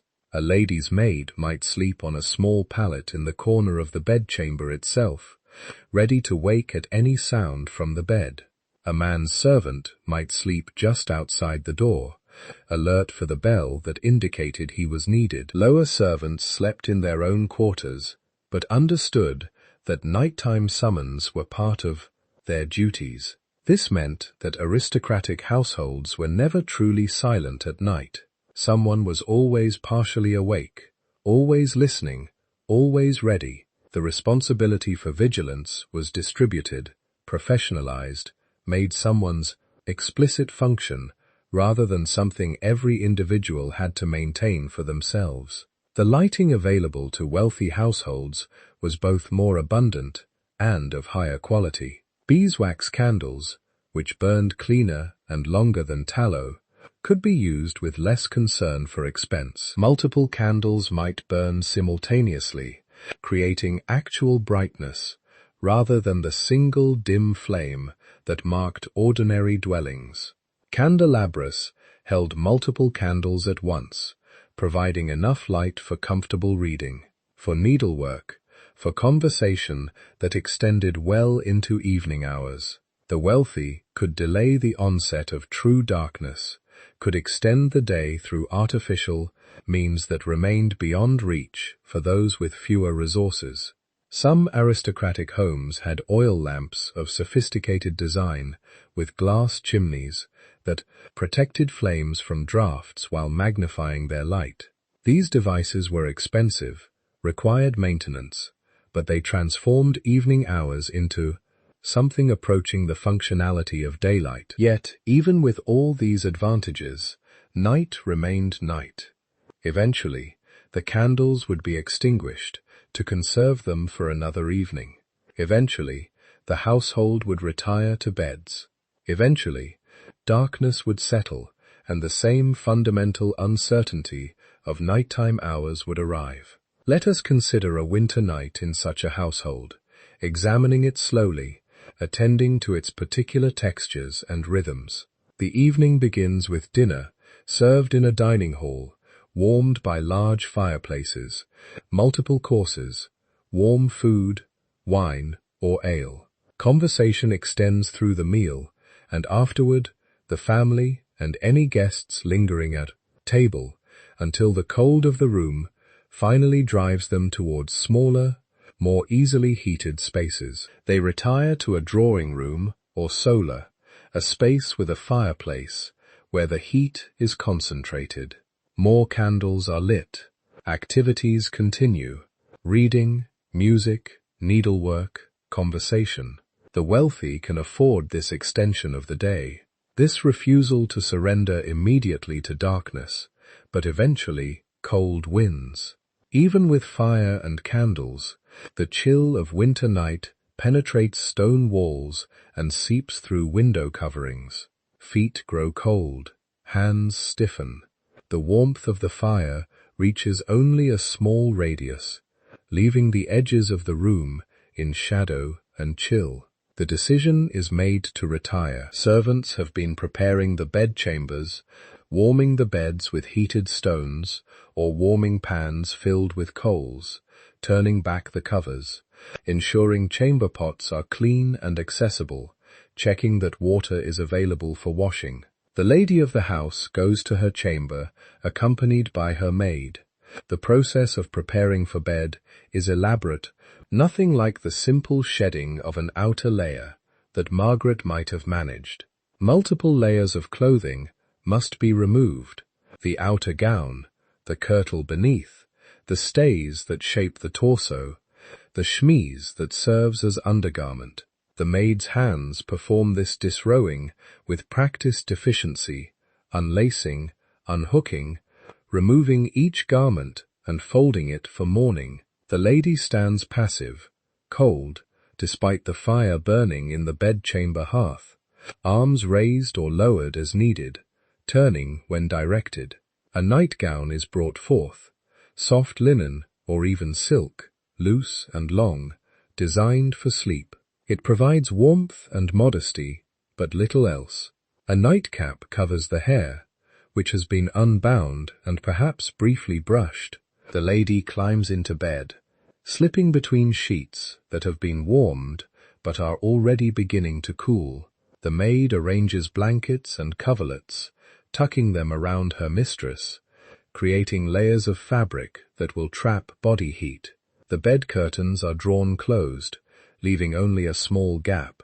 The maid settles onto her pallet in the corner, still dressed, still ready to wake if needed. A single candle remains burning on a stand near the door, providing just enough light that the room is not in complete darkness.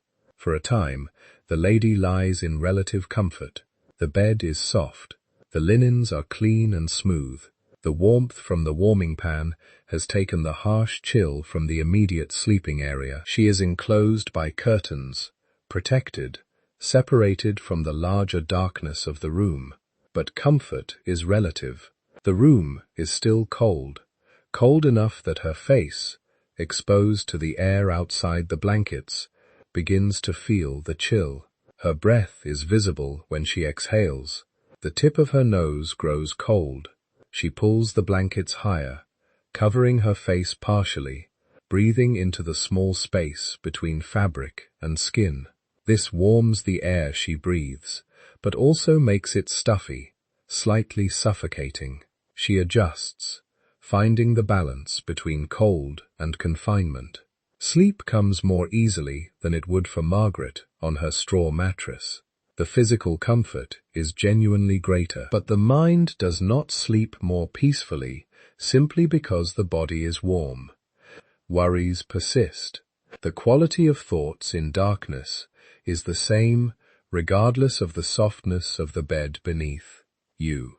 The lady lies thinking about household management, about her children, about social obligations and family politics. She thinks about a conversation from dinner that may have held meanings she did not fully grasp. She thinks about her husband, currently in his own chamber. Aristocratic couples often slept separately, particularly in later centuries, each having their own space. The darkness behind the bed curtains is nearly complete. The small candle burning in the room provides no light that penetrates the heavy fabric. She exists in an enclosed darkness, warm but isolated, protected but alone. She drifts into sleep gradually, the comfort of the bed, allowing her body to release tension more fully than Margaret's ever could. But even this privileged sleep is not unbroken. She wakes some hours later, uncertain what has disturbed her, perhaps a sound from elsewhere in the house, footsteps, a door closing, a servant moving through nighttime duties, perhaps simply the natural waking that comes between first and second sleep. She lies in darkness, disoriented for a moment, then remembering where she is. The bed curtains create a space so enclosed that she cannot see them, cannot orient herself visually. She must remember the arrangement, must trust her memory of the room's layout. She calls out softly for her maid. There is a stirring from the corner, the sound of someone waking from light sleep. The maid's voice responds, asking what is needed. The lady requests the chamber pot. The maid rises, strikes a light from flint, lights a candle from the one still burning near the door. She brings both the candle and the chamber pot to the bedside, drawing back the bed curtains to allow her mistress access. The sudden light is startling after complete darkness. The flame seems bright, though it is only a single candle. The lady rises from the bed, feet finding the floor, body tensing against the cold that immediately penetrates her nightgown. The process is managed with as much dignity as possible, the maid standing discreetly aside, holding the candle, ready to assist if needed, but averting her gaze. This is intimate labor, this tending of bodily needs in darkness, but it is also professional, expected, part of the maid's duties. The lady returns to bed. The maid replaces the chamber pot, extinguishes the candle she lit, returns to her pallet. The curtains are drawn closed again. Darkness returns, but now the lady is fully awake. The interruption, brief though it was, has brought her consciousness back completely. She lies in the darkness, waiting for sleep to return, listening to the sounds of the house settling around her. From somewhere distant, a clock chimes. This is one of the great advantages of wealth. Mechanical clocks, though expensive and not always reliable, existed in some aristocratic households from the late medieval period onward. The sound of the clock means time can be known, measured, made comprehensible even in darkness. The lady counts the chimes. 3. It is 3 o'clock in the morning, that cold hour before dawn, when the night is deepest and sleep most elusive. She knows now that several hours remain before morning. This knowledge is both comforting and oppressive. She tries to settle back into sleep, adjusting her position, seeking comfort in the soft mattress. But now, she is aware of small discomforts. A wrinkle in the sheet beneath her, a place where the blankets have shifted and created a gap that admits cold air. An ache in her shoulder that might be from sleeping on it wrong, or might be something more concerning. Her thoughts begin to circle, as thoughts do in the deep night. She thinks about her health, about symptoms she may have noticed or imagined.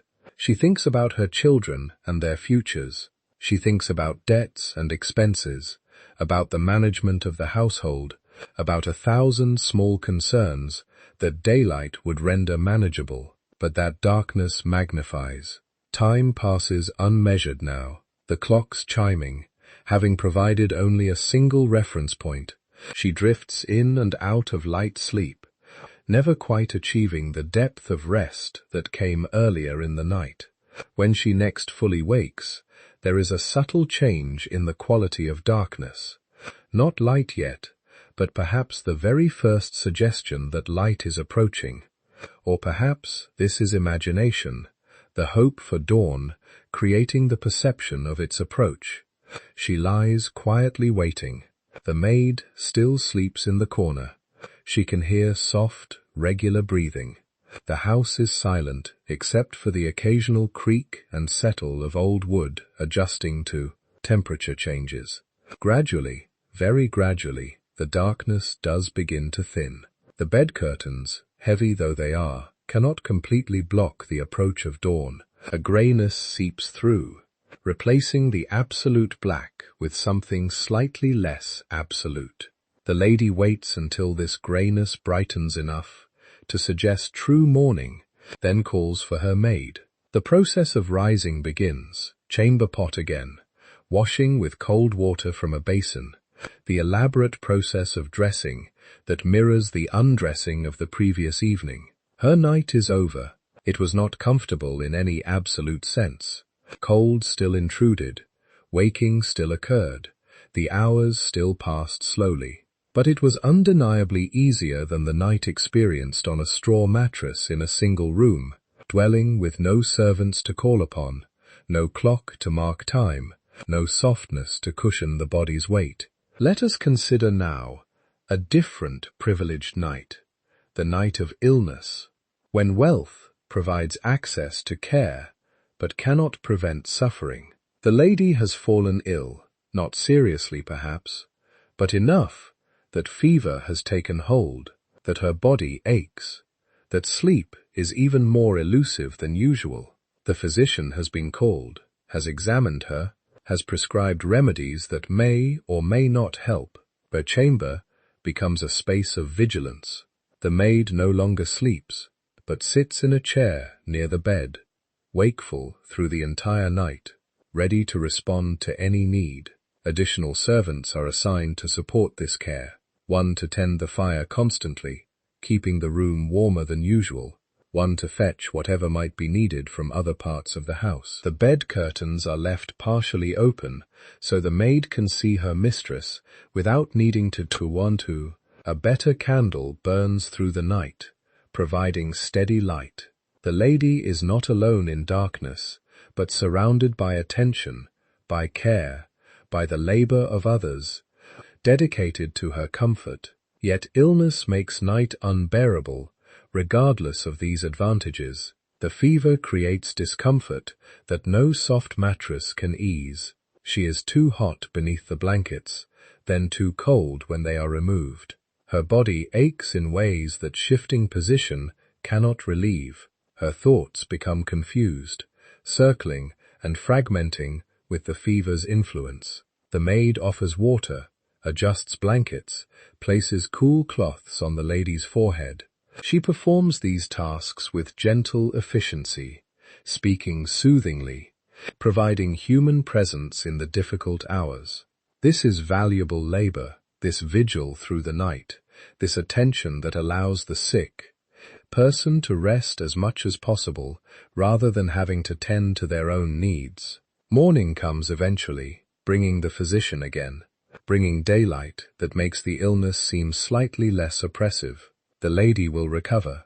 This particular illness is not serious, but the night has been endured rather than slept through, and even wealth could not make it comfortable. Consider also the aristocratic traveler, forced by circumstance to spend nights in unfamiliar places. Travel in pre-industrial times was difficult for everyone, but wealth could purchase better conditions.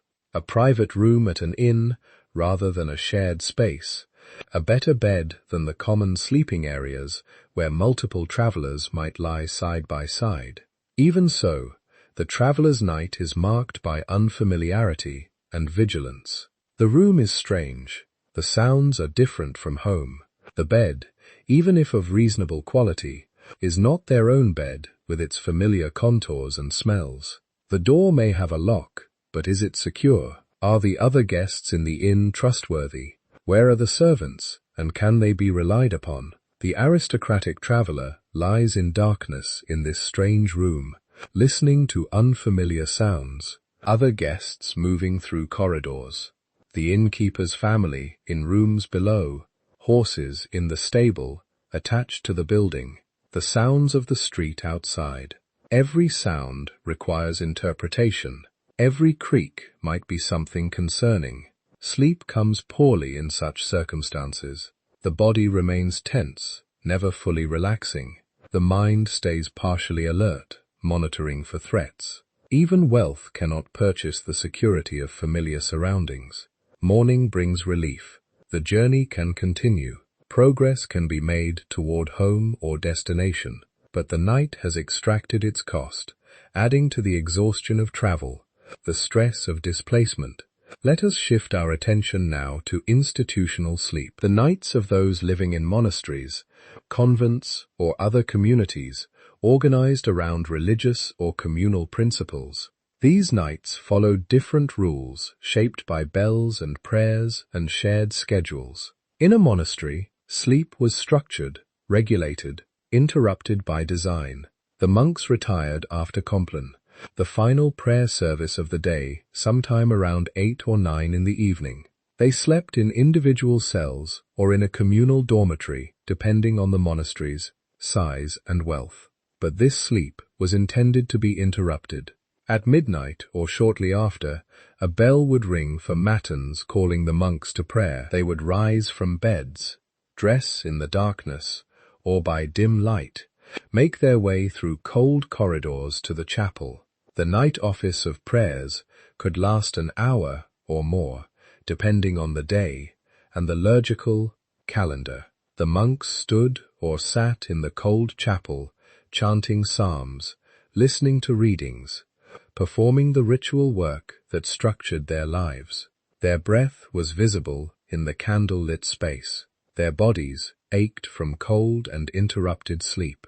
When matins concluded, they returned to bed, to what remained of the night to second sleep, which would last until the bell rang again for lauds at dawn. This pattern was not occasional, but perpetual night after night, year after year. The monastic night was both more structured and more demanding than ordinary sleep. The monks knew precisely when they would wake, because bells determined it. But they also knew they would be woken, that their sleep would be fragmented by design, that comfort and rest was secondary to religious observance. Some monks found peace in this rhythm, the predictability, the shared nature of the experience, the sense of purpose. These factors could make the difficulty bearable, even meaningful.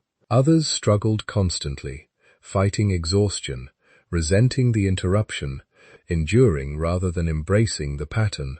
The elderly monks suffered particularly, rising in cold, walking through dark corridors, standing through long prayer services. These demands wore away at aging bodies. Many developed chronic ailments. Sleep deprivation accumulated over decades, taking its toll. Yet this was considered virtuous.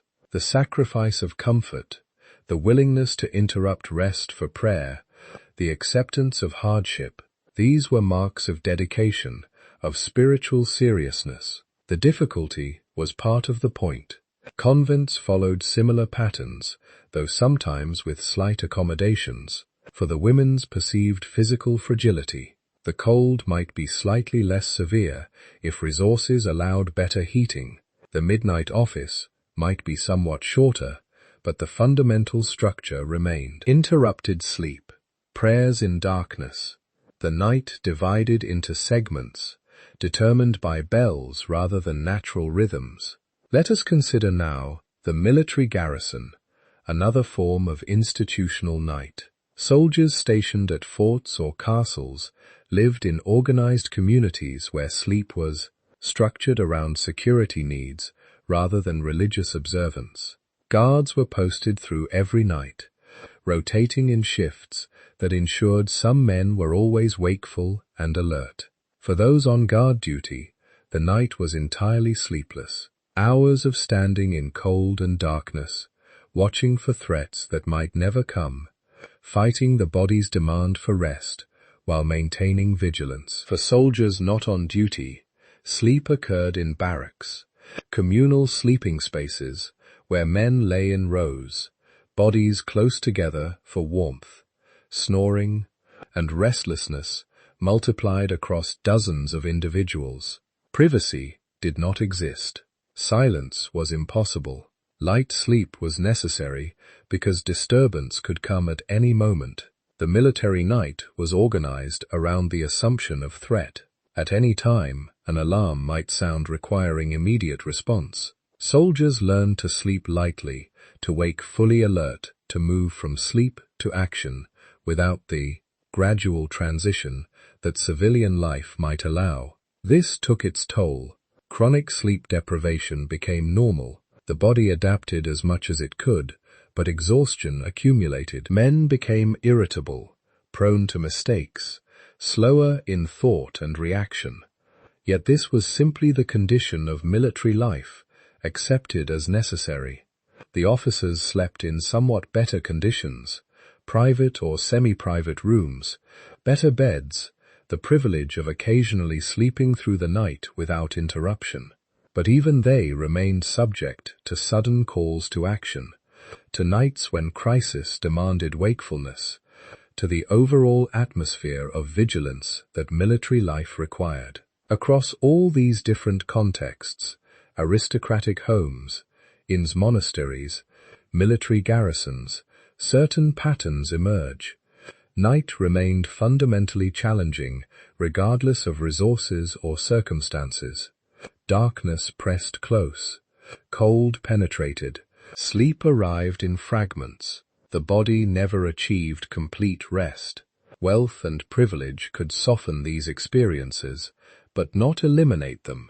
A soft mattress was genuinely more comfortable than straw, but it could not prevent the mind from circling with worries in darkness. Multiple candles provided more light, but eventually they were extinguished, and darkness returned. Servants could tend fires and respond to needs, but they could not make the night pass more quickly or guarantee that sleep would come easily. The fundamental condition of night, its length, its darkness, its cold, its uncertainty, was shared across social classes. The wealthy endured it in greater comfort. Certainly, they had advantages that made significant differences in immediate experience. But they could not escape it, could not opt out of the basic reality that night meant waiting in darkness for dawn to arrive. Even the very wealthy, even royalty, experienced interrupted sleep, cold that penetrated despite fires and blankets, hours that passed slowly in darkness. The grandest bedchamber in the finest palace was still dark when candles were extinguished. Time still could not be hurried. Morning still came, only when it came. This is perhaps why dawn held such universal significance. Regardless of who you were, regardless of what resources you commanded, the arrival of light meant relief. The long, difficult night was ending. Visibility was returning. The day, with all its work and challenges, at least offered light and warmth and the sense of time. Moving forward, the rhythm of night and day shaped all human life. Before electric lighting, the sun set and darkness fell, and everyone, peasant and noble, servant and master, monk and soldier, entered that same fundamental condition of reduced visibility, cold and uncertainty. The experience varied in degree, but not in kind. Imagine yourself now in that aristocratic bed, surrounded by soft fabrics and warm blankets, servants nearby, a clock marking time in the distance. The night is still long. You are still alone with your thoughts. The darkness still presses close, despite all your advantages. Morning is still hours away, and you must simply wait, enduring the slow passage of time that neither wealth nor privilege can accelerate. The quiet struggle continues, even in comfort. The body seeks rest it cannot fully find. The mind counts hours it can measure, but not control. And eventually, as it always does, dawn arrives.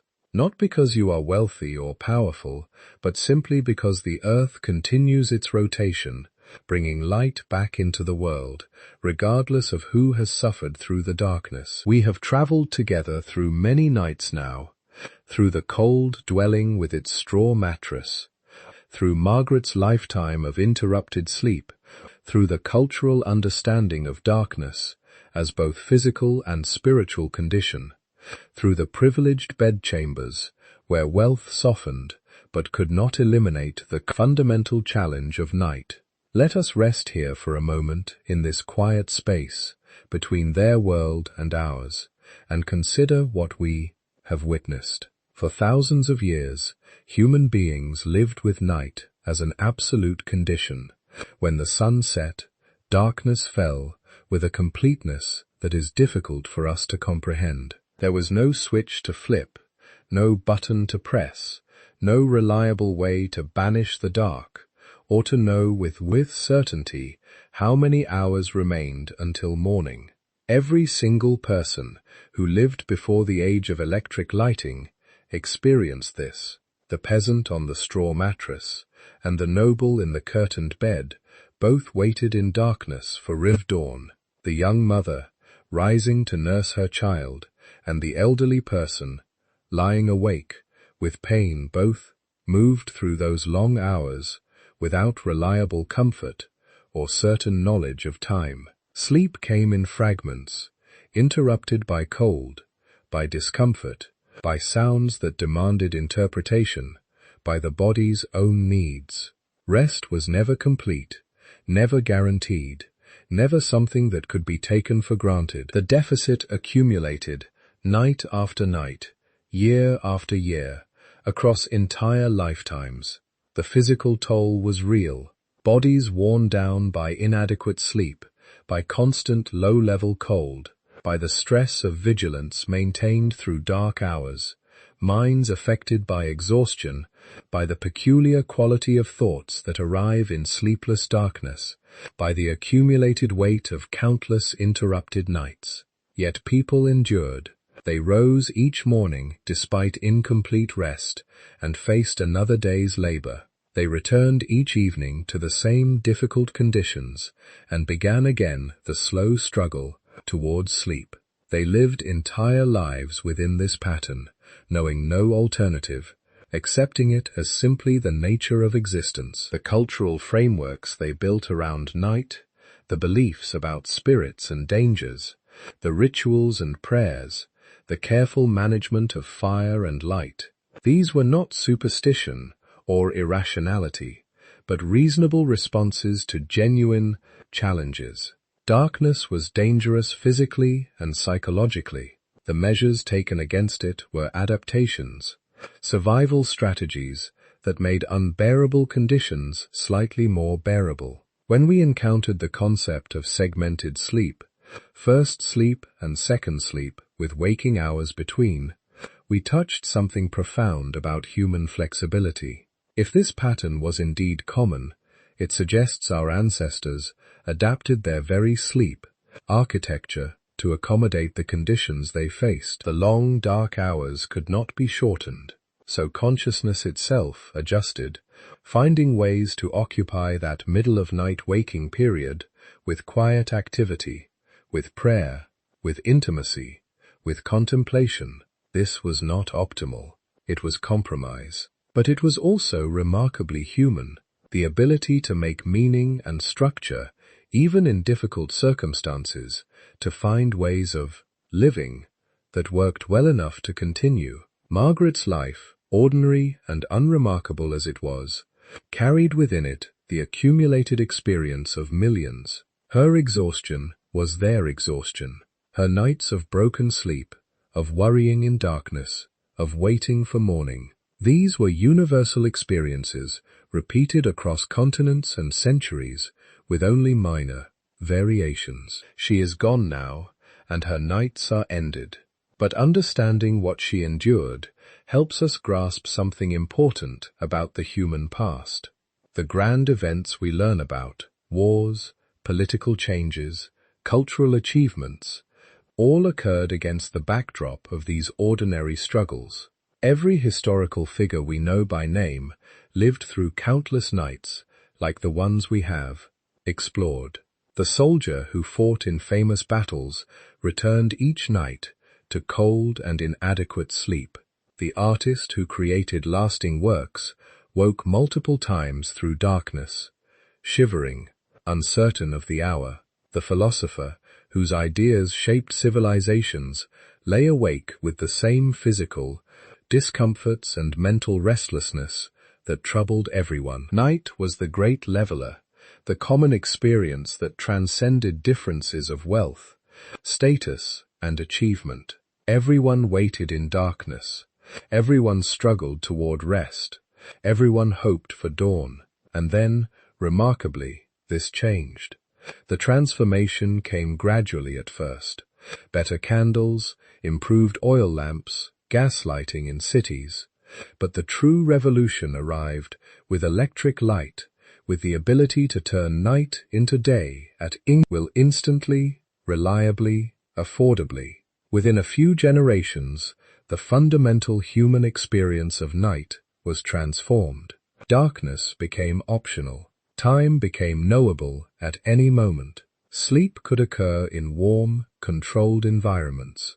The ancient pattern of segmented sleep gave way to continuous rest, and within decades, the older pattern was forgotten so completely that its rediscovery by historians seemed strange and unlikely. We are the inheritors of this transformation. We live in a world where night has been conquered, where darkness exists only if we choose to allow it. We can know precisely what time it is at any moment. We can control temperature with precision. We can distract ourselves endlessly, avoiding the silence and stillness that our ancestors had no choice but to endure.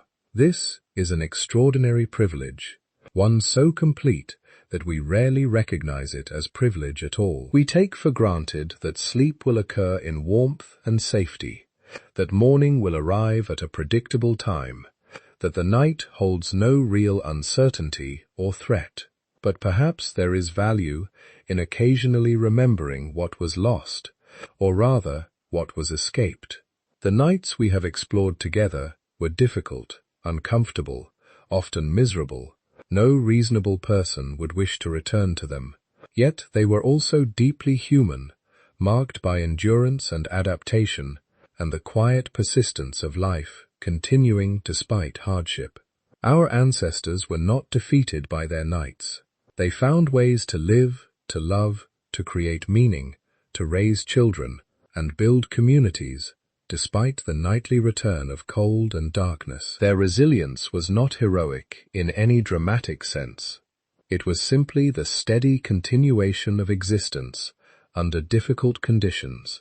When you lie down tonight in your warm bed, in your climate-controlled room, with your phone showing you the exact time, and with electric lights available at the touch of a switch, you might spare a thought for all those who came before, for Margaret and Thomas and their children, for the anonymous peasants and servants and soldiers, for the monks rising at midnight for prayer, for the nobles in their curtained beds who still suffered through long, dark hours. They would marvel at the comfort you take for granted, the reliability of your rest, the certainty of your mornings, the absolute conquest of darkness that electricity has provided. But they would also recognize something familiar in you.